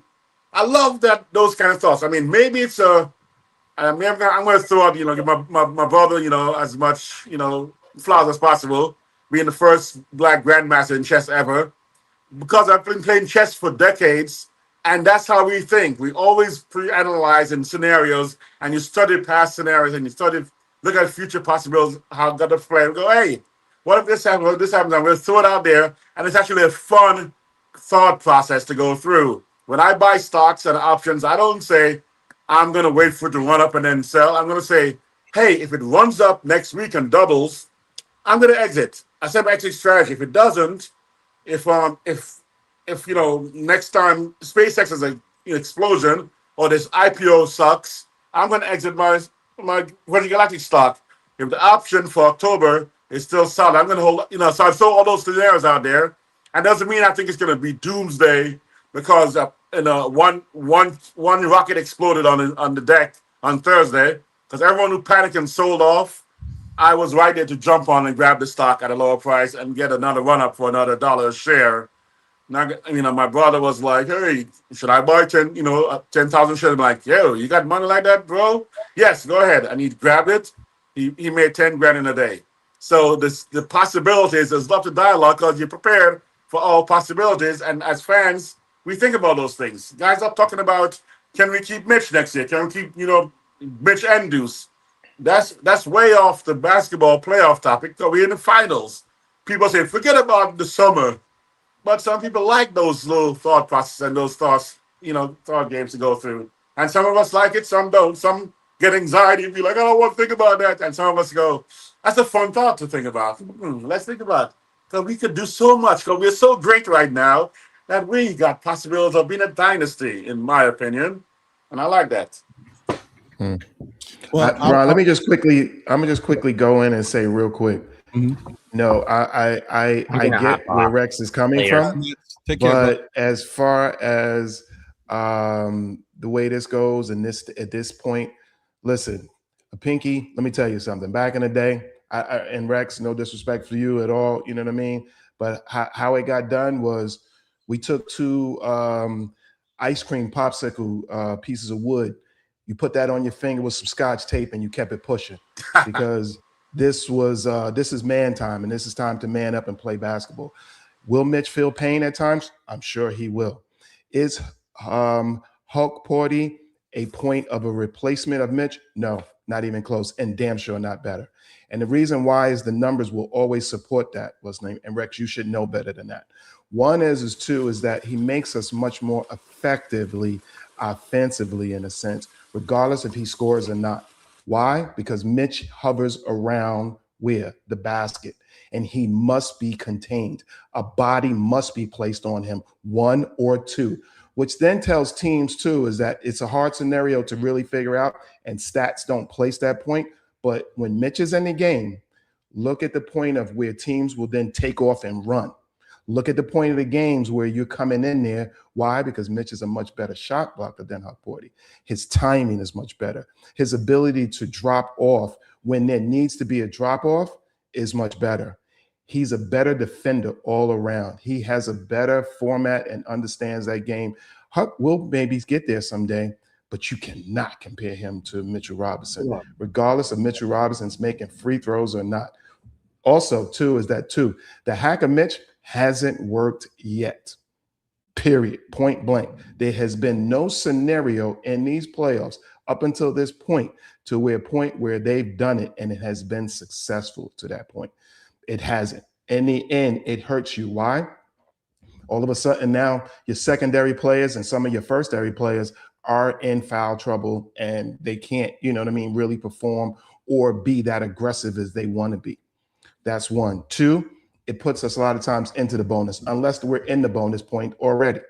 But it hasn't really proven to be effective. And believe me, I like Hulk Porty, but he is not ready to point as far as Mitch. As far as this scenario, period, point blank, there is no way you take an athlete that is worth his salt in anything and say to him, if his legs are still moving, unless unless his kneecaps are ripped off and what's name, that he's going to sit on that sidelines. Mitch is going to still try to be out there and give every possibility that he can. And I get where you're coming from, Rex, but there is a point. I know we're discussing it, and it is a point of open discussion because that's what this is. This is a place where this is what we do. But as far as on that, and I get, I like the young ends too, but that would be a sour replacement point for as far as Mitchell Robinson. Let me clarify where I'm coming from with this, because first of all, I didn't say that Hulk Porty is better than Mitch. Was not a statement that I said. I said that he's better than him at the free throw line, which is not even up for debate. That's simply. You said that we would be better off, possibly. That's where you went left on me. In some regards, the regard being the free throw line, where we're talking about literally the worst free throw shooter ever in the playoffs. Does that mean that Mitch is a bad player? No, I literally, first of all, I started off by saying that Mitch is elite in offensive rebounding. He is an elite defender. And to be fair, He is much better than Huckporty when it comes to rebounding. He is not actually statistically a better defender. I know that's hard to believe, but go and look at the statistics and argue with them. You could say small sample size, this, that. Huckporty is, by defensive field goal percentage, the best player in the NBA on 200%. Does that mean that he's better than Mitch? Stop it, Rex. Come on, man. Come on. You know those numbers are skewed. He's coming in with 2 minutes left, playing the fourth. All right. You told me to look up the numbers. When the numbers don't agree with you, now the numbers are skewed. Of course they are. No, hold on. The only thing I will say, Rex, I hear where you're going, but Mitch has guarded every best player in the league on every team for years. Like it's tough. I hear what you're saying. You're right. Show me where I said that Mitchell Robinson is a bad player. All I'm saying is that he has a clear weakness that is going to be worse. Not only is it going to be worse because of his hand, we're playing a much better defense whoever we play. The Cavaliers are the worst defense left in the playoffs. So let's be real about because we can't afford to cakewalk and sleepwalk in this team thinking it's going to be the Cavaliers. If we play the same level against the Cavaliers we play against the Spurs and the OKC, we're out of here. We're out of here. We need to be real. This is going to be a much higher difficulty level. Doesn't mean that Mitch cannot produce. Of course he can. But my only point, the only reason I'm saying this is that we need to be prepared for the possibility that Mitchell Robinson, with a broken pinky that's been surgically repaired a week ago, is not going to be 100%. And why? Because people are saying, oh, just cut it off. Who cares? Tape it off. If you look statistically, a pinky finger is actually worse for your grip strength than another finger. People say it's just your pinky, who cares? You can look this up. It's a worse finger for your grip strength, for rebounding, for making buckets than a more prominent finger like your index finger. It's more damaging. Josh Hart did not break his pinky finger. Try to hold something, your phone, without your pinky finger and see how it feels. You actually use it a lot for your grip strength. Does it mean Mitch is incapable of playing basketball in the finals? No. But what if, there's many possibilities here. What if he doesn't play as good? What if he plays and they hack a Mitch and he plays worse because they hack a Mitch? What if he is psychologically more hesitant to go up and finish as hard because of his finger is hurting? There's many, many, many possibilities here. We need to be prepared for all of them. My only point, my point is not Mitch is bad and Huckporty's better. My point is Mitch should sit the entire finals and nobody should play. My point is that if it comes down to it, we need to be proactive and ahead of it. We can't be in a position where now Mitch can't play and we're panicking. We didn't prepare Huckporty this entire time. Well, I do think that I like I said, I understand where you're coming from, Rex, and I do think that I put all the trust in the world because I've seen how they moved in the front office and the coaching staff, that they have the right players in place to help the team get through it. I think right now Mike Brown has shown that he is the man that will make the adjustments that's necessary. And I think it's going to come down to two important things. Once again, I said it comes down to Mitch's defense on Wemby and others. Like if he can continue to create that bubble where when you come into the paint, you're obstructed or you're hesitant, that's great. That's all we need. And then can he grab the ball to rebound?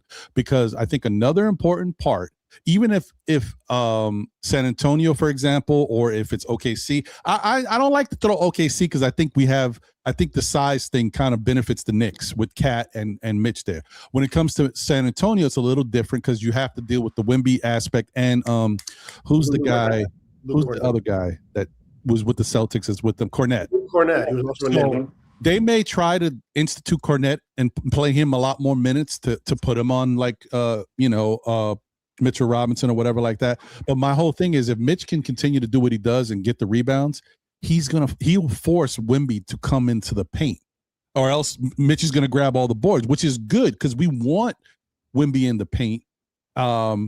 And allow the Knicks to do their thing in the perimeter the way they will do it. And if they go into the paint, they can get Wemby into foul. It's my opinion. I'm just like I on your show, Ron, and said that I believe Mitchell Robinson is the best counter to Wemby in the NBA. But the only weakness Mitchell Robinson has ever had in his career, one is free throw shooting, and two is injuries. Right. That's the only weakness. And the other thing too about the Hack-a-Mitch, we've talked about this too, but it's an obvious thing. Because, you guys know, obviously, the Hack-a-Mitch can only start when the team acquires a certain amount of fouls. Then they can institute it. So it's still, I still look at it as a win-win because the Knicks are good. If the Knicks were a lesser offensive team, then Hack-a-Mitch is a bigger problem. But the fact that the Knicks are so good offensively and have ways to score multiple ways, transition inside the paint and outside we are good enough, a big enough team that when you really think about it, Hack-a-Mitch makes no sense. No one should even do it. It's situational, and the other teams have not been able to take advantage of it as much. But also, you have to look at that's why I brought up the numbers, is that they're doing it more, and he's playing less minutes in the playoffs. That's the coach. No, I agree. But my whole point of it is Mitch was in basically, we saw it from the Cavaliers, we saw it from Philadelphia. Both those two teams got swept. Mitch did nothing. In the grand scheme of things. Whether or not let's not forget, Rich, that Mitch is a two-hand rebounder, not a one-hand rebounder, because there are many players and centers, guards, and forwards. They are one-hand Muslims. That's one. He's a two-hand guy for sure. And secondly, when he does go to block shots, typically, you can look probably, and there's probably a statistical number on that, but if you look, we all know who watched him guy, he's a left-hand blocker. That's a good point too. He does block a lot of shots with his. I don't think his defense will suffer, but again, my only point is that this is not the Cavaliers, this is not the 76ers. We need to be prepared for the possibility. And again, the coach agrees. Whether or not you agree with me or anyone agrees with me, the coach has reduced his minutes to the point where it's less than what he's been playing in the regular season, and we all think Mitch should play. Every one of us here thinks Mitch should play, probably more than he has been playing. So the Knicks have also been blowing teams out the water. Yeah, but his presence hasn't been necessary. But it's a normal thing for the starting center to get more minutes, right? And just as far as the whole team, that's a normal thing across the board. Not Mitch gets less minutes than Cat. It's Mitch gets less minutes than himself in the regular season. Right, but when the playoffs, they're up 30 and 40 points in the third quarter. Of course, he's not going to play. What are we putting him out there for? To defend what? The team is up by 40 points. Okay, but in the first of D-Rex, correlation does not equal causation, right? We can't, because everyone before this year, before the United Series, would actually say things like, we can't have Brunson not be the ball go through Brunson. A lot of people are saying it should happen, but I would guarantee that there's a huge number of Knicks fans who thought that Brunson has to be the leading scorer and number one ball handler prior to the fourth game of the Atlanta series. And then, of course, the change ends up being what? Incredibly different. Then we had to go back to it last series. So the fact that someone is speculating that, is it possible? He didn't say it's right. It's true. He says, with the statistics I have, and yes, we want to bring up the Atkinson analytics, but with the information he has, is there a possibility that Hupporty could be better than Mitch in the lineup, especially with Mitch's finger injury and with the team we're about to face? Not that it is fact, is it possible? He said it is possible, and I agree it is possible. In fact, I think it's probably likely more than possible. So if anything, you should come after me, but D-Rex just threw out a possibility that actually has some numbers behind it, no matter how small the statistical data that was gathered is. I kind of support the possibility. This is overblown. This is overblown. I also want to make the point. It's not overblown. It's all this stuff. We can change on. We can move on now. It's over. I also want to make the point. Let's go on to the next topic. Mitch himself does not score. Listen to Wiz telling people what to do. I know, right? When he sucks the air out the room. Mitch himself does not score, but a lot of I'm just saying Corey's starting to get who's overblown. Okay, so overblown, let's move on. I'm okay with that. I'm not saying let's do it. If you want to, let's do it. A lot of our best offensive lineups use Mitch. A lot of our best offensive lineups use Mitch, even though he himself does not score. So just the fact that we're up a lot doesn't necessarily mean that, because if we go and you have one or two guys that miss, you want Mitch there to get the rebound, and it makes the offense better, right? That's a lot of our offense is off of rebounds, right? So just because Mitch himself doesn't score doesn't necessarily mean that he's not an offensive player. You have to calculate the whole, unit effect. So I agree. I think that look, it's a conversation. It was had. I think people have made good points on both sides, and we will look at it for what it is. I don't think there's going to be any panic mode on the side of the Knicks. I think they're just going to treat it like any other series, any other basketball games that they're playing against an opponent. They're going to make the proper adjustments, and they're going to let it play out, and they will make adjustments accordingly. I do think it's something that the coaching staff has looked into, and they know all of that, and I do think it's something that they're prepared for. So the one thing I would say is the good thing about the Knicks showing that they've been in the playoffs each of these last couple of years is that they've seen a lot of things, and they've had to make changes and adjustments. So I do think that they take everything into account. Oh, there's two Wizards. Okay, wait, hold on. I don't know. StreamYard is acting funky today. Oh wow, yeah, because he's buffering, but he's right there. I'm gonna get rid of on this the other end. Yeah, I don't know. StreamYard is acting crazy today. Yeah, every time somebody goes out, I lose sound. That's crazy. I don't know what's going. Like, they got to do better, especially when I'm paying as much as I'm paying per month for this. Like they see. Oh yeah, Wiz is gone. Wiz went out, and I can't hear Ron again. Ron, you can hear me? Ron froze for a second. He's back now, though. Yeah. Wait. Okay. Wiz, can you hear me? Yes. Tori, can you hear me? Wiz is the virus. Oh, no. It's Wiz. He's the virus. Wiz is the virus. He's spamming us. Wiz is the virus. Get rid of Wiz. Quickly, Ron. Hit the button now. All right. Let's try this again. How about now, Tori? Yeah, I can hear. Okay. All right. Nobody move. Nobody move. Nobody get hurt. I think this went down the wrong path. Like, it's nothing that Rex said that I didn't necessarily agree with. If Mitch can't go, next man up. It's just it get a little skewed when we start throwing numbers in there. I'm out again. Really accurate. Well, I agree with that. That's true. That's true. So let me do this because this is a positive. This is a good thing. Let me get to the super. First, let me say what's up to. Is that Belbay? I don't know how to say this. Belbay? I guess it's just Belbay. Players don't make injury decisions. Doctors do. What are we talking about? Listen, this is. I mean, we're talking about the adjustments that might have to be made due to how a person's going to play while being injured. I mean, that's the conversation, but it's nothing to go too crazy about. But it's good to understand it and just to make note of it. One thing I will say too about what we do in here is we just have to take everything into context. We could talk about anything and everything here, but don't let it sway or change what you look at as your basketball team and what they can do and what they've already done. So that's it. You know, it's something to talk about. It's something to be aware of and understand that, you know, there's data showing that this is something that the other team is probably going to be aware of. And I don't think there's anything wrong with that side of it. And then we always can talk about our opinions and how we view it and if it makes a big difference. And I think that's the biggest part of it. The what I'm getting is this may be the case, but we don't think it's going to be a big enough issue that it's going to affect the Knicks' overall push to win a title. That's what I think is coming from it. I do think it's something we have to be aware of, and I think the Knicks are prepared. They've showed us that, because if they weren't prepared for stuff like this, they wouldn't have made it to the NBA Finals. We would have got upset by Atlanta if we weren't prepared to make adjustments. I still put down money on the Knicks to win the finals at the end of the day. Yeah, I'm with you. And if you win, holla at your boy. I mean, sorry, no, we can talk about yes, holla at your boys. You know what I'm saying? Listen, I found out something that I got sick to my stomach because I'm mad. I'm like, I am talking about the Knicks every week, and I didn't think to do that.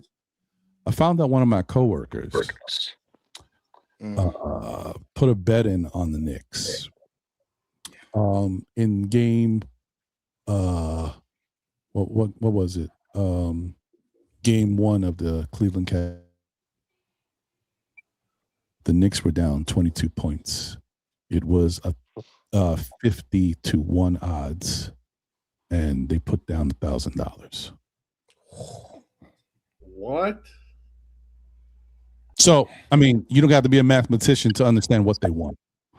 Brent mofo. That's a Brent mofo. I was sick to my stomach, yo. I'm like, oh my God. All right. If I'd have just bet $10, you know what I'm saying? $10 on it. Put $10 on it. $100 something. I said we're moving on. I didn't think to do it either. I'm like, yo, we dance. Y'all coming in here. Wow, the Knicks fans looks great. What is all this? Why Ron got them blowing stuff in the background? Anyway, okay. So let me read this. Ron got that brand new Benz outside. Yeah, crazy, man. Anyway, it is what it is. This is great news. Shout out to My 2 Cents. Thank you for the generous super chat. He says, salute, Ron. Fam, Mitch's pinky hurts, but we know what a wounded big man walking through the tunnel means. Willis walked, Clyde cooked, New York rose. Woo! That's right. That train don't stop. That's dope tape. That's a dope tape. He said the dream lives. Yeah, my son doing better. I'm so happy to hear that, My 2 That's Cents. awesome. If you guys don't remember, God bless. He had a collapsed lung, right? With a collapsed lung, and so I'm glad to hear that. That is fantastic news. Shout out to him. Speedy recovery, bro. For sure. Much respect. For sure. And shout out to the Heat. You was cooking up with them bars, but Willis walked, Clyde cooked, New York rose. It's the cherry bomber covered in bulletproof vested. Oh, okay, my bad. Sorry, I didn't know where I was for a second. I was spitting bars on my own. Go ahead, bro. We ain't stopping you. Ron be on the ones and twos. That's crazy. Well, I'm delirious. So it's been 3 hours and 11 minutes. Don't mind me. Don't listen. I'm all over the place, though. Anyway. I just wanna shout out to Lion of Judah, Shabbat Shalom, my brother Ron and the panel, and blessings to the chat. Good to see you, brother. Chris Gotti's in the building. What up, Chris?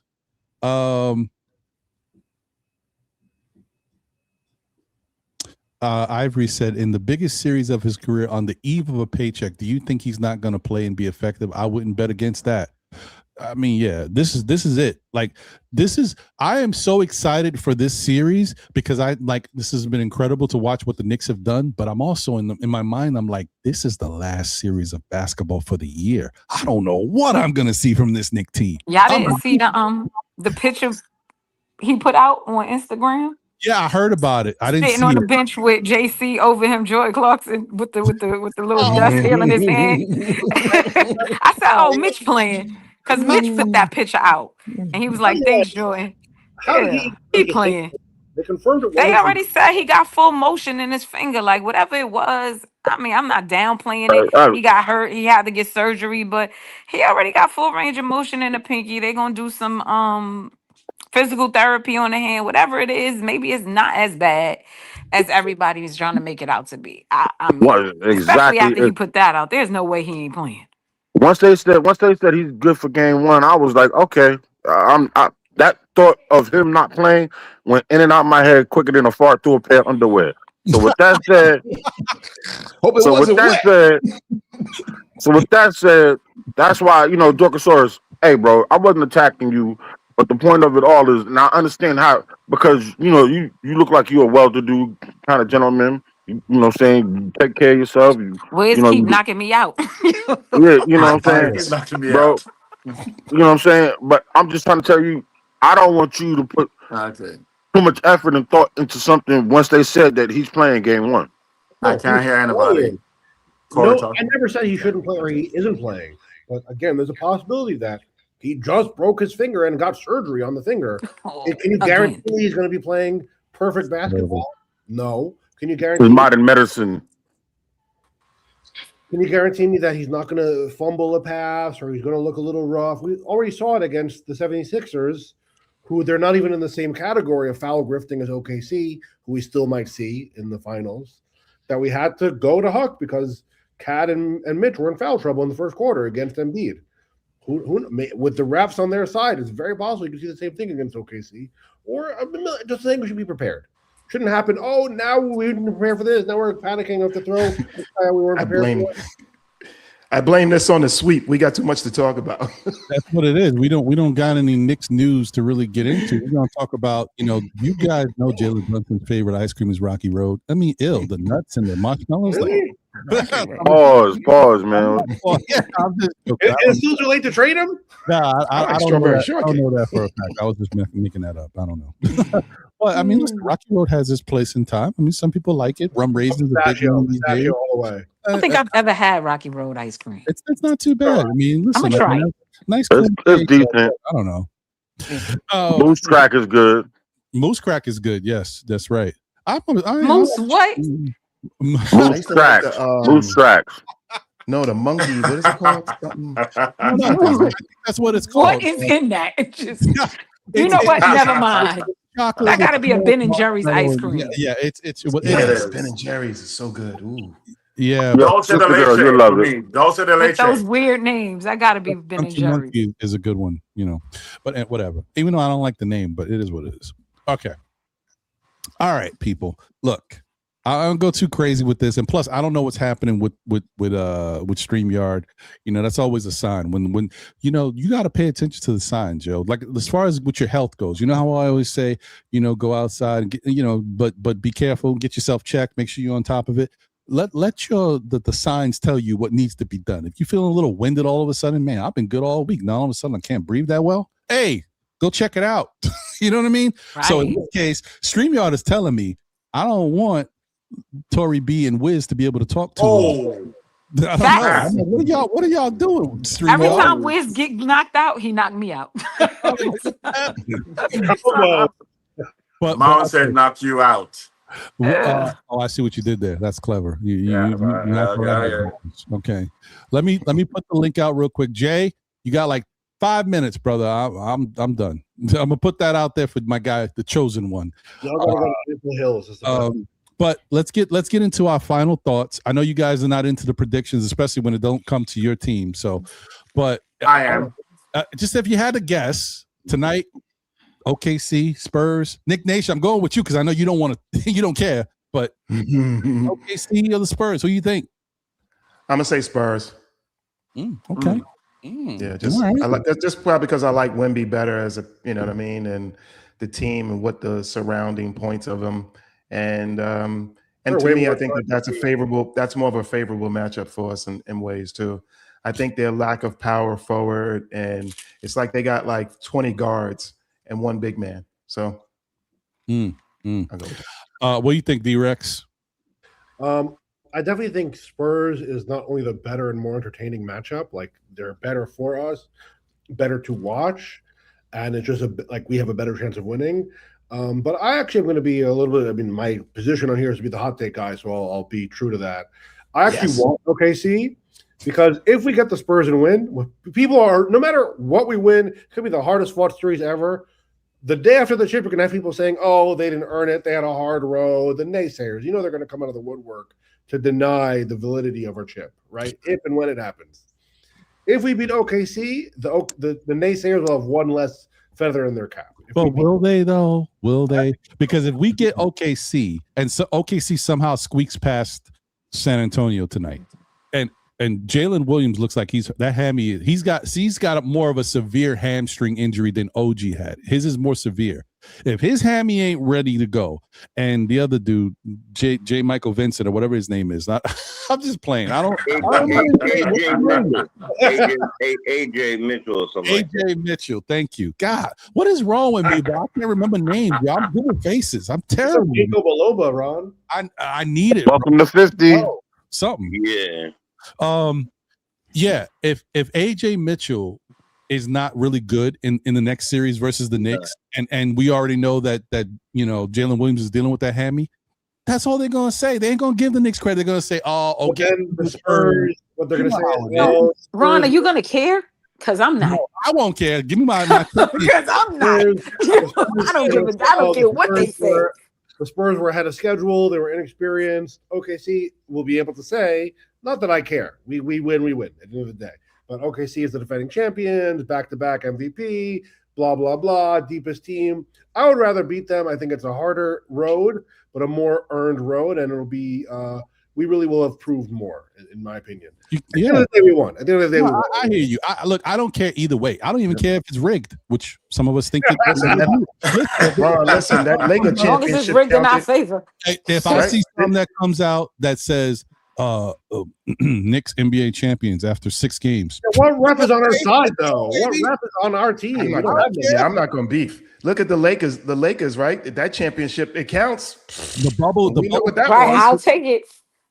Whatever. You know what I mean? Anyway, it is what it is, guys. Wiz, Spurs, OKC. Who you thinking? My heart says Spurs. They want a new champion to be here, but my head says OKC, and my Knicks fandom only wants OKC because they are the reigning champions, and I like to beat the reigning champions. You don't want. But my head says OKC. After the Spurs beat us when we didn't have Patrick Ewing, nobody talked about the Spurs championship being whatever it was because Patrick wasn't there. Thank you. Right. Tainted. Facts.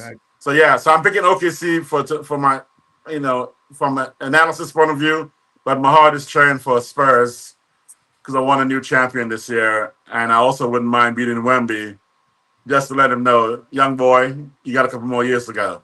The road still comes through New York. I like it. That's okay. right. All right. What about you, Tori? I don't care who we play. I know you don't care. No, I'm just saying. I don't care who we play, right? Because I don't think either team is good enough to beat us, and I stand on it. Knicks in 4. Me too. 4. But I don't want to play Oklahoma City, and not because I think they're much competition. I just don't like them. They're not a likable bunch of guys. I don't want to see them play basketball. So I don't want to watch them play. And they playing my team. I just don't want to see them. Like, there's nothing about that team. I like, they flopping around like fish out of water. I'm good. I don't like that team. The unethical basketball has no place in the sport. They could go to hell. I don't like that team. Okay. I'm rooting for the Spurs, but I don't think they'll win because if this series is going the way it has been, neither one of these teams have been able to string together 2 wins. That's a good point. Good point. So I just don't like it, and they don't. And for as much as they the reigning champs and San Antonio, they're supposed to be the powerhouses, they don't look like it. I'm looking at them and I'm saying to myself, how they gonna beat us?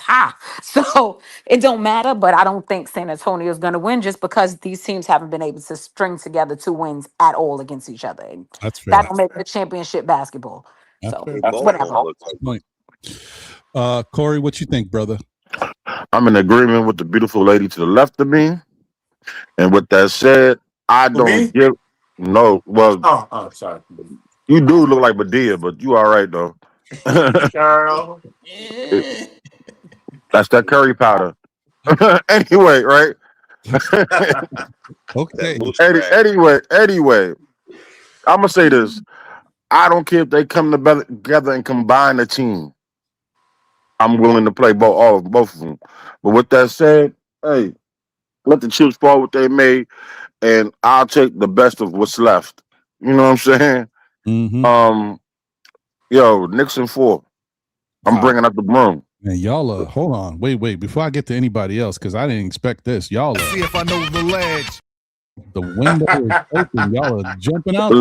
Ain't nobody. I ain't jumping out no window, Ron. I watch basketball just like you do. And if you watch those Oklahoma City and that, listen, if you've watched these guys play basketball this series, and I've watched them. If you watch Oklahoma City and you've watched San Antonio play, they don't look like the teams everybody are saying that they are. They look very much beatable. They're not playing great basketball. They're playing okay basketball. And Ron, before the playoffs started, I should have predicted. I said I'm going to do a Moses Malone instead of 4-4-4. I was going to say 5-5-5-5, but I'm going to say 6-4-4-4. I just don't see it. Listen, Manu Ginobili, Bruce Bowen, Tony Parker, Tim Duncan, David Robinson. Even that team lost 1 game to the Patrick Ewing-less Knicks. It could be 5, but all I'm saying is I don't think it's going to be the level of competition that people are trying to make it out to be. Okay, I'm with you on that. I'm with you. Got to think they got dead legs. Their legs are dead.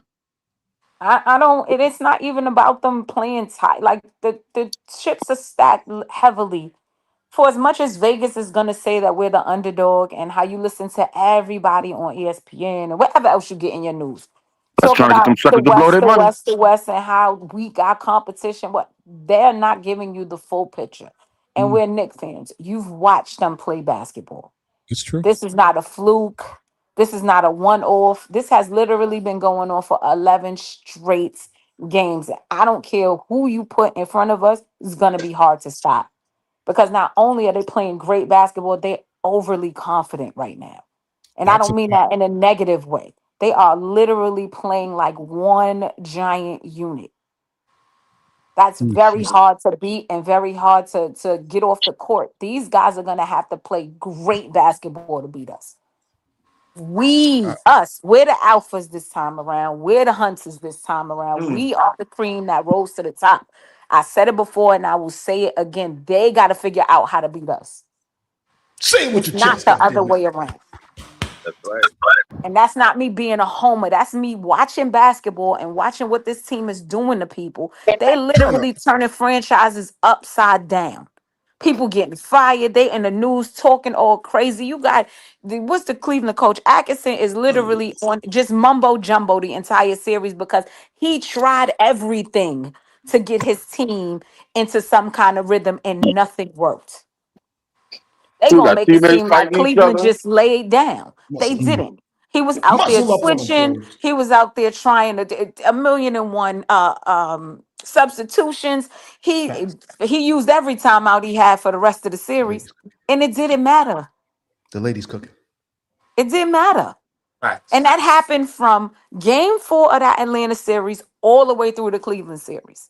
That's And we right. as fans are sitting back talking about how we gonna struggle against these two teams, and y'all watching them play basketball. They not playing great ball. They beating the hell out of each other. You got your big man not wanting to go to press conferences because they lost games. They out there quitting in the third quarter. What championship? Jalen Brunson was on the court down 22 points and came back and won. And these fools is down 20 points in the third quarter and they ain't coming back in the game? A Facts. 20-point lead? Mm. And this the people we supposed to be scared of? Get out of here. They live better Like than I'm us. not undervaluing what Three. these teams can do. I'm not ever going to sit down and say that they not great basketball players, but in this moment, in this present time, there's not a person in basketball that's playing better than the Knicks. Facts. Go from here. Yeah, man. Choke your Just chest like out. Jamaica Yo, be said, a go real from Knicks here. fan. Boom, Stop boom. leaning on statistics. Stop leaning on what they did last year. Lean on what you actually seeing your team do to people. And Right. stop Trust your letting them eyes. tell you that your level of competition wasn't good because it wasn't an analyst on the planet who didn't say we was going to lose all these series. They going to lose to Atlanta. They going to lose to Philly. They going to lose to Cleveland. And we swept through these people. And now everybody up here like maybe it'll be a tough series. Maybe it'll be no. Like my man Freezy said, Knicks in 2.75. Poke your chest out, yo. Be a Knicks Hercules, fan. You Hercules, see what this team is doing? Hercules. Like, do you actually see what your team is doing? Like, literally, are you watching? Because it's not a fluke. Like, are you seeing how much they're winning by? It's not like they just skating by a little win here. They blowing these dudes out the water.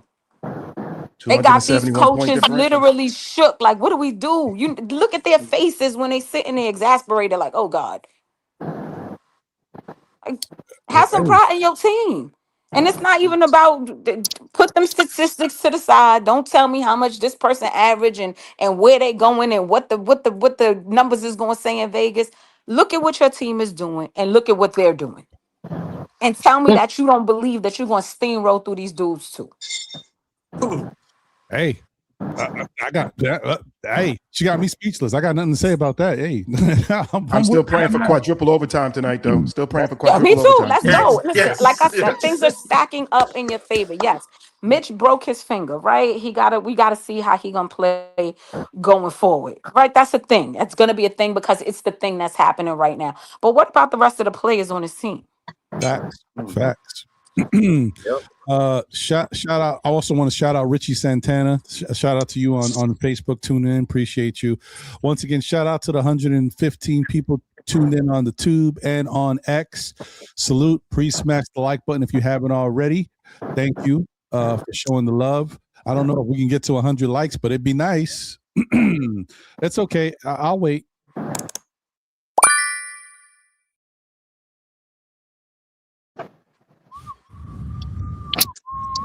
Oh, y'all still here. Okay.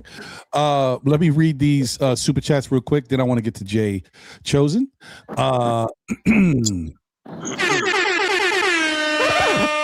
Shout out to Bagger Jones. Thank you for the generous super chat. It says, who cares who we beat? They will make excuses. That's a fact. 100%.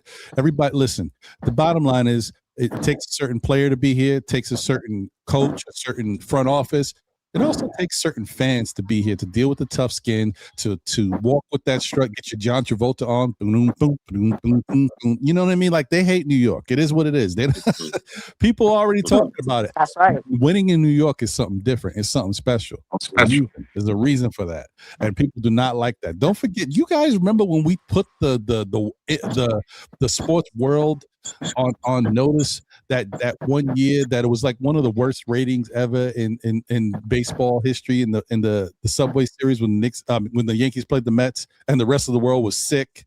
We got to watch two New York teams go against each other. They hated it. So I'm just saying, it is what it is. That's okay. We'll deal with it. We'll be all right. You know what it is. Shout out to my brother Jay Boogie in the building. Thank you for the generous super chat. He says, can I get a plate? Because she's serving meals. Shout out to Tori B. Let's go. What's going on, APAP? Thank you for the generous super chat. It says JB versus Wimby equals Bruce Lee versus Kareem. Final boss. Whatever happens, I know that JB will treat this game like pure water. Make yourself like water. Okay, I'm done. Jay Chosen. Yes, you hear me good. Yes, we chopping it up with the Chosen. Jay. Chopping it up with Chosen. What's going on, my brother? Hey, What up, Jay? hey, Corey, that you just let him have the breakfast, lunch, the dinner, and the dessert. That was it. And no moose crack with it either. That was fire. I'll look for that ice cream now because I have to know what's in it. No, it's a real thing. It's actually pretty good. I believe you. I just need to see what's in it. I'm going to look for it. They got stuff like ringworm and junkyard fish or something like that. Listen, you just check it out, Tori. I think you'll like it. The only one I will not recommend is everything but the kitchen sink. It's too much stuff in there. That's a weird one. That's a weird one. Yeah, I don't know. Stay away from it. Before you go off, Jay, because I know you about to do the same thing. I just want to address just one little tiny thing. Yes, I understand that the Cavaliers had dead legs when they came up against us, but that is an advantage that the Knicks earned. And as a fan of this team, you shouldn't feel no kind of way about it, because when we had the dead legs against Indiana, nobody cared. That's a fact. That was you their earn fault. the right. You earn the right to the rest. We earned the right to the rest. So if that team's legs are tired, that's an advantage for us. Guess what? We earned that rest. So what? Their legs was tired. We blew them out the water because of it. Good for us. It makes right. no They didn't sense. say that about us last year in Indiana. They didn't they didn't give us that type of grace. Exactly. Once again, I just want to say it makes no sense that the Cleveland Cavaliers was able to beat the best team in the Eastern Conference all year in 7 games, and then come play the New York Knicks, the third best team in the Eastern Conference, and get swept. It makes and look bad doing it. That's why I keep trying to tell people these are the type of things you need to look at. Don't just gloss over it because it's New York. New York was spanking these boys. Watch it. Okay. This is a whole different season. The regular season is the regular season. The playoffs this is when you go and get. This is like you got your bachelor's, you got your master's. Now you're getting your doctorates. So let's stop playing. It's a whole different degree right here. So let's I can care less what they say. I'm with you, brother. I like how we went into degrees. Okay, yeah, because you know what? It's about to be some black belt action going on. Knicks kicking some. I can't go there, but you know what I'm saying. Anyway, Jay, what's going on, man? Your final words. Your thoughts about Spurs and OKC. Do you have a pick? Do you think somebody's going to win tonight over the other person? Over other teams? Yes. Somebody will win tonight over the other person. Thank That you. is my prediction. Thank For you guys sure. for being here. That's a Appreciate hot you. take, Somebody, baby. it's a hot take. Somebody will win. All right. Let me tell you something. And I'm sorry I'm so early today. It's good. Right on time, brother. Yeah, no, yeah. It's a long night, and the older you get. Anyway, it was a great night. And here we go. No matter what, I don't care if they have excuses. I don't care if they write in the paper that this person did this or whatever. We're going to play 5 versus 8, no matter what, because they are favoring young faces, trying to make new faces for the league as LeBron James is leaving. Having this young man, SGA, flopping around and I'm not taking away from his skill. I'm just this younger brand of basketball. The way they're playing and flopping around, the way they get 30 foul calls. I think he had something like 24. He went to the line 24 times in one game himself. Or he had 24.17 was at the line, whatever it was. That's ridiculous. Ridiculous. I fear none of these teams. We already proved the Spurs. So I'm going to say this. I think that the Spurs will win tonight. And I'm going to tell you why I think so. I think that if it's not rigged, that's only if it's not rigged. If it's not rigged, then even though I agree with Torius and one, nobody can string two together. They're too broken down right now in Oklahoma. That like 2 of their main pieces are really hurt. And I don't know how many the foul, but because Wemby's also a prospect for the face of the NBA. So, and personally, I want to see the Spurs because of 99. I want to see this. I want that. So I'm picking the Spurs for that. I think they're going to win that game. I'm not scared of them at all.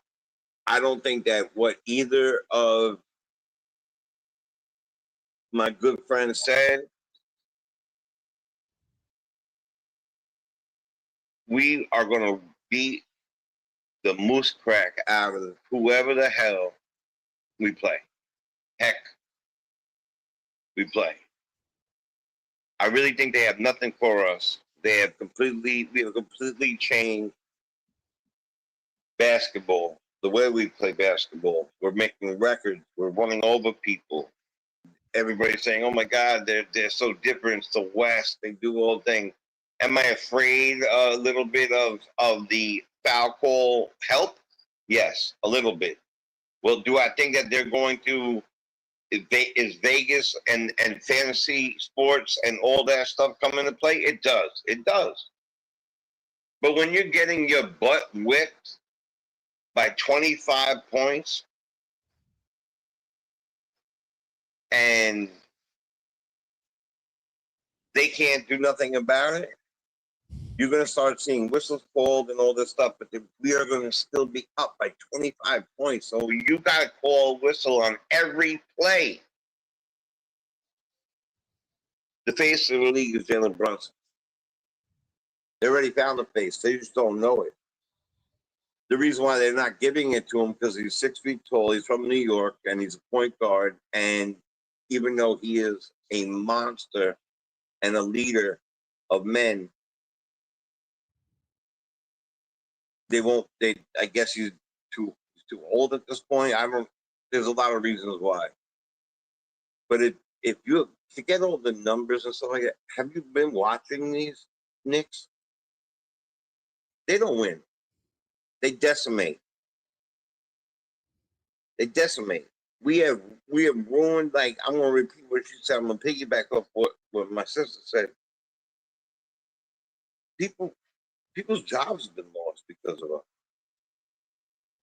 People, they're saying things weird. Like, I'm in the news. Like, well, we in the win share total of who could have won, we won that. What? What is that? You just got swept, but in the possible, it was called the possible win share possibilities. James Harden said we're still a better team. That was his beard talking. There's no way in hell that nobody, put them both together.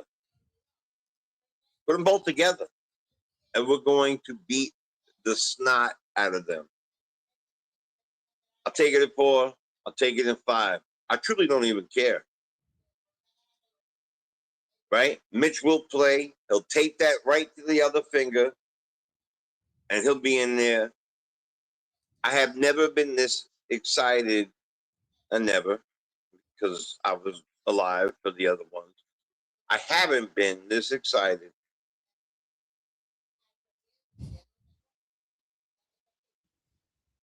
Jeez. 2015, I was excited for something. And then my children's birth. This is the most excited I've been in a long time because I really feel for a fact you are looking at the NBA champions. For a fact. And there'll be some shenanigans. Pay attention to it. Watch the flopping, watch the whistles, watch it all. I promise you it's going to all happen. There's something called the line. They can't keep letting the Knicks beat people by 40 points, especially in the championship. It's not great for ratings. But I don't give a crap. I think we're going to crush them. No, I don't think. That we are going to crush them. And this man is healthy. I'm not worried about nothing. And not only am I going to go on to them and say that we're going to win, but I'm going to stick with my brethren sister here. I think it's 4 or 5. Tops. And if you want to make bread, I'm not promoting this. I'm not promoting it. But if you want to make bread, throw it on the Knicks. That's it. I'll take it. Hey, listen, man. I just want to say I appreciate everybody today. I know it we always find a way to get a little hot and bothered, but we bring it back. We came back to reality. We came back to ourselves. We understand who. Look at this. Rudy Poo says the Golden State Knicks. Interesting. Hey, we'll take it. Maybe. If we can have the same level of winning, that same dynasty type atmosphere, yes, sir. Shout out to you, Rudy Poo. Hawks ATL is in the building, says the Knicks heater is different than any other team. Y'all score in bunches and in a hurry. It's something to witness. It is something to witness. This is true. We haven't seen a lot of this. And that's why I think people don't know how to deal with it because they're not used to it. Like it's just, this has been crazy. Right. Can I say one thing? I'm sorry. Neither team is mature enough either. Even though SGA and them won, they didn't play a team like us. And they're led by very young, very, very score dominant individuals, right? Only. So you got the big man and you got SGA. He's not passing it around like that. It's not the same. We got a consistent team fully. Each person knows their position, and we have a bench that know their position, and you can interchange them and make multiple lineups. Pick them 5 or less. All right. No Hey, doubt. listen, I'm with it, man. I'm not mad at anybody's thought that the Knicks are gonna do some damage versus whoever is the opponent. And look, I'm gonna be the happiest person if the Knicks go out there and sweep. I don't even know what to say. I don't even know. Like, you won't be able to tell me nothing. I'll be the worst. You don't want to be around me. I'm not even a cocky dude. I'm very like, hey, you never know. This could happen. We got to be mindful of our opponent. If the Knicks sweep, watch out. I'm all over the place. Y'all stink. Y'all wasn't that good. I was just rocking with y'all, but I always. I mean, game 4 in the Garden. Imagine game 4 in the Garden, and we up 3-0. Oh my goodness! No. Honestly, I don't even want to see it. I don't want the Knick fans get a hold of that type of winning. It might get too crazy. People are gonna be running. Cops are gonna be called a lot. Yo, this watch your mouth, Ron. I don't care what them fans do. Don't you dare, Ron. Forget the Garden. Yeah, forget the Garden. 7th Avenue. Get the National Guard ready. Call Spider-Man. Let me throw this out, Ron. Ron, you have 2 tickets, front row, game 4 Garden, Knicks up 3-0. You sell them or you go to the game? No, I'm selling. I'm selling. I'm watching the game from home with my money. Yo, I'm good. Did you see that a ticket went for over $500,000 on the floor? I know. Right? That's what I'm saying. Now, I'll be honest. I ain't gonna lie to you, Wiz. For something that I've never witnessed in my life, 53 years, 27 years is the last time that we're in the finals, and I've never been to a Knicks playoff game. If I got 2 tickets, I'm selling 1. You're selling 1, exactly. I'm going. You never been to a playoff game, Ron? Huh? You ever been to a playoff game? Nope, never. No. We got to get the mayor to help you out here, bro. I mean, I saw some people on Twitter was like, yeah, I never been to a game. If anybody can get me again, next thing I know, she got tickets. I'm like, maybe I should. For real, one thing that needs to happen is the Knicks players organization, they need to go and get tickets for people like Ron, the real OGs, the real diehards. They need that energy in MSG for this win to happen. Latoria, Deuce got to call us. When is Deuce going to call us? Let's holler at Deuce. Where you at? What up, Deuce? I what know, up, Deuce? right? Come on, man. 4 cups of coffee. Yeah, man. Yeah. But Cyrus, I'm gonna sell mine. I'm gonna sell mine though. I contemplated. I said, do it. Just do it. Girl, you crazy as hell. Them ticket prices too much. I'm selling mine. That's I like that idea what you said. I refuse to pay more money. I refuse to pay more money for a Knicks ticket than I do for my mortgage. I'm just not. I heard something. They said 83,000 for a courtside. What? What?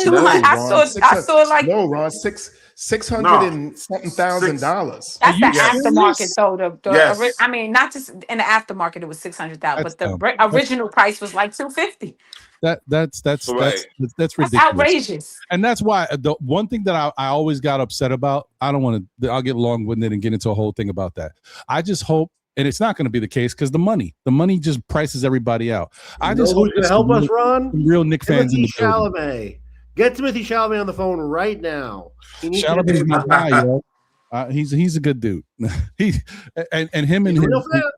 I can't listen. It is what it is. We'll see. But yeah, imagine. But game 4 at the Garden up 3-0. That I guarantee we're top $1 million, maybe 2. Yeah, I wouldn't be surprised. I didn't know. I did not know it was getting that crazy. That's nuts. But what I know is that you need the energy of Ron and the OGs in that building for those first couple. But Ron, plays, man. 2 tickets, Ron. You got $1 million each. You're selling both. I know what you. I like what you said. I would sell one. I would go. Listen, if it gets to that point, Wiz, if I had 2 tickets and they were going for $1 million each, I'm still just selling one because I'm gonna be like, no one's gonna be able to say that they were at that game in that level of pop and circumstance. Tickets going for $1 million. I was there, yo.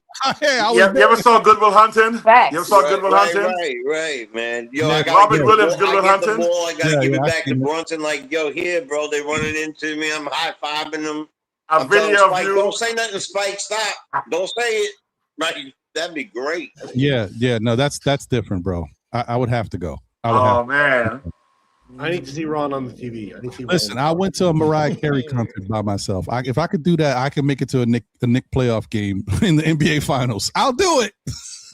Yo, I went to Whitney Houston's first concert in New York City. That was the best thing to hear all day. Tori, before your time, Tori, I went to Whitney Houston's first concert in New York City. I wish I could have went with you. But guess what? I'm there. Sissy Houston, I'm at front. I'm front row. Sissy's over in the corner. I waved to her. I said, I'm going to marry your daughter, Sissy. I'm in love with your daughter. And the reason why I knew I said stuff like that, I was screaming like a 5-year-old schoolgirl. Mm-hmm. Because I forgot who was next to me, who's a fan of it. My sister told me, my little sister told me I took her. She was next to me. And I go, I don't remember you at all being there. And she goes, yeah, because you were screaming at Whitney. Okay, we see how you fan out, Wiz. Okay, all right. It was Whitney when she first came out. I was in love with that girl. Remind me never to go into any events with Wiz. Like, yeah, no, I came with Wiz. I don't know where he went though. He was here with me. Oh no! I can't believe it. I blanked it. I don't remember anyone being around me. Just me, Whitney, and Sissy were like, "Yeah, I'm gonna marry your daughter, Whitney." I was in love with Whitney. That voice just. Let me say this so we can get out of here. I want to say thank you to Corey. I want to say thank you to Nick Nation. Thank you to my guy D-Rex. Thank you, Wiz. Thank you, Jay, chopping it up with the chosen one. Listen, if y'all haven't seen Jay's content with Uncle Freezy when they do their Met content, please check them out, man. Good stuff. He won't invite me to that. I'm out, Ron, but let's go Knicks and prayers up for Mitch. Yes. He won't invite my Yankee. He won't my Yankee fan. That's right. It's okay. It's okay though. I also want to say thank you to the wonderful Miss Latoria B in the building. And thank you for having me as always. Yes, of course, always. And you gotta do it, Ron. Latoria. Do it, Ron. I did it, man. You know, I want to hear it again, man. Like, you can't just call on it. Hey, Ron, do the juggling thing you did. Oh, all right. All right. You're supposed to be able to do it. Hey, Wiz, you right. The Wiz, you know what? Wiz, you right though, because he did the L damn it thing without me, and I'm upset about that too. Me too. Exactly. That's Listen, my favorite thing. Latoria, we are. Oh man, I can't hear Ron again. Yeah. Let's go. Anyway, shout out to everybody, and also shout out to my brother from another, Mr. Uncle Freezy, who passed through and showed some love. Also, shout out to Metz, who was here. Appreciate everybody. Thank you guys. Oh, also, I didn't put up the thumbnail yet for the show because I'm waiting to see who's going to win between the Spurs and OKC. But on Monday, I will be joined by Dexter Henry. We are going to do a finals preview of the Knicks and whoever they're going to play. So tune in for that Monday at 9. That should be pretty fun. I always have a fun time chopping it up with Dexter. So this is great. I'm excited. I want you guys all and gals to all enjoy the rest of your Saturday. I just can't tell you. I never, like I said, it sounds like a cliche and all that stuff. Oh man, I never expected us to be here. I really didn't. I never really thought about it. I just knew that I wanted to be a part of this mix of Knicks content and enjoy this team. But when they were winning 18 and 20 games, to imagine that they'd be here in the NBA Finals now, and we're here talking about this moment, is fantastic. So yes, this is beautiful. I love it. I love it so much. So I want to thank you guys. And, you know, as I always say, tell a friend who tells a friend who tells another friend. Still Knick fans, we'll be back again, whether it be on Saturdays, 11:30 for Know the Ledge. Mondays at 9 p.m. Don't forget this Monday, 9 p.m. Dexter Henry will be joining. Or if we do something throughout the middle of the week, you never know. But I just wanted to say thank you to everybody. And remember, no matter what, the good, the bad, the ups, the downs, the conflicts, the criticism, we are still Knick fans, people. It's that is so important, and it's never been more important than right now. NBA Finals bound, Eastern Conference champion, New York Knickerbockers, baby. Let's Emirates Cup winners. Emirates Cup winners. This season could be a first for a lot of things. The playoffs and all the numbers are first because no Emirates Cup winner has won the NBA championship in the same. You know what I mean? I'm just saying. Oh, look at that! I didn't even think of that. You know what I mean? Some stuff cooking. So, listen, man, just continue to enjoy. Don't fret. The Knicks got it. We're going to be all right. Appreciate everybody once again. Hey, be good. And if you can't be good at it. I'm going to catch y'all on the next one. Enjoy the rest of the day, y'all. Do something. I know the weather is not really, it's kind of funky on a Saturday, but, make the best of it either way. It's amazing outside right now. It's amazing. Like I said, the weather is kind of funky. Where he's at, he's got something else going on. Let's not talk about his weather. We got humidity going on down here. Yeah, it's humid in Charlotte. You probably chilling. It's actually not that bad out over here, man. It's And like Nick Hayes got some good weather, I think, today over there by him. So Well, it rained this morning, but it's humid now. Yeah, it is what it is. Anyway, y'all. Today's my youngest 16th birthday. Hey! Happy birthday. Yeah.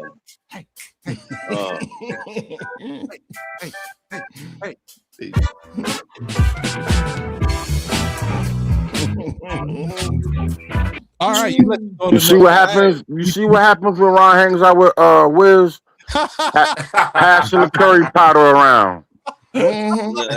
Crazy. You let it's like they smoked that moose crack. We did a little dance for her one time for the one time. Happy birthday. Thank you, brother. Facts. Ashley. Hey, happy birthday, Ashley. Hey, yo, that's my Ashley. Yo, that's my last name. Oh, that is your last name. That's right. Yeah. So that's great name. That's Great her name. first name. At least that's a good thing. I mean, listen, Wiz got some good characteristics. The singing ain't one of them. So The singing is awesome. oh man, I'm gonna throw it. Would America's not have talent?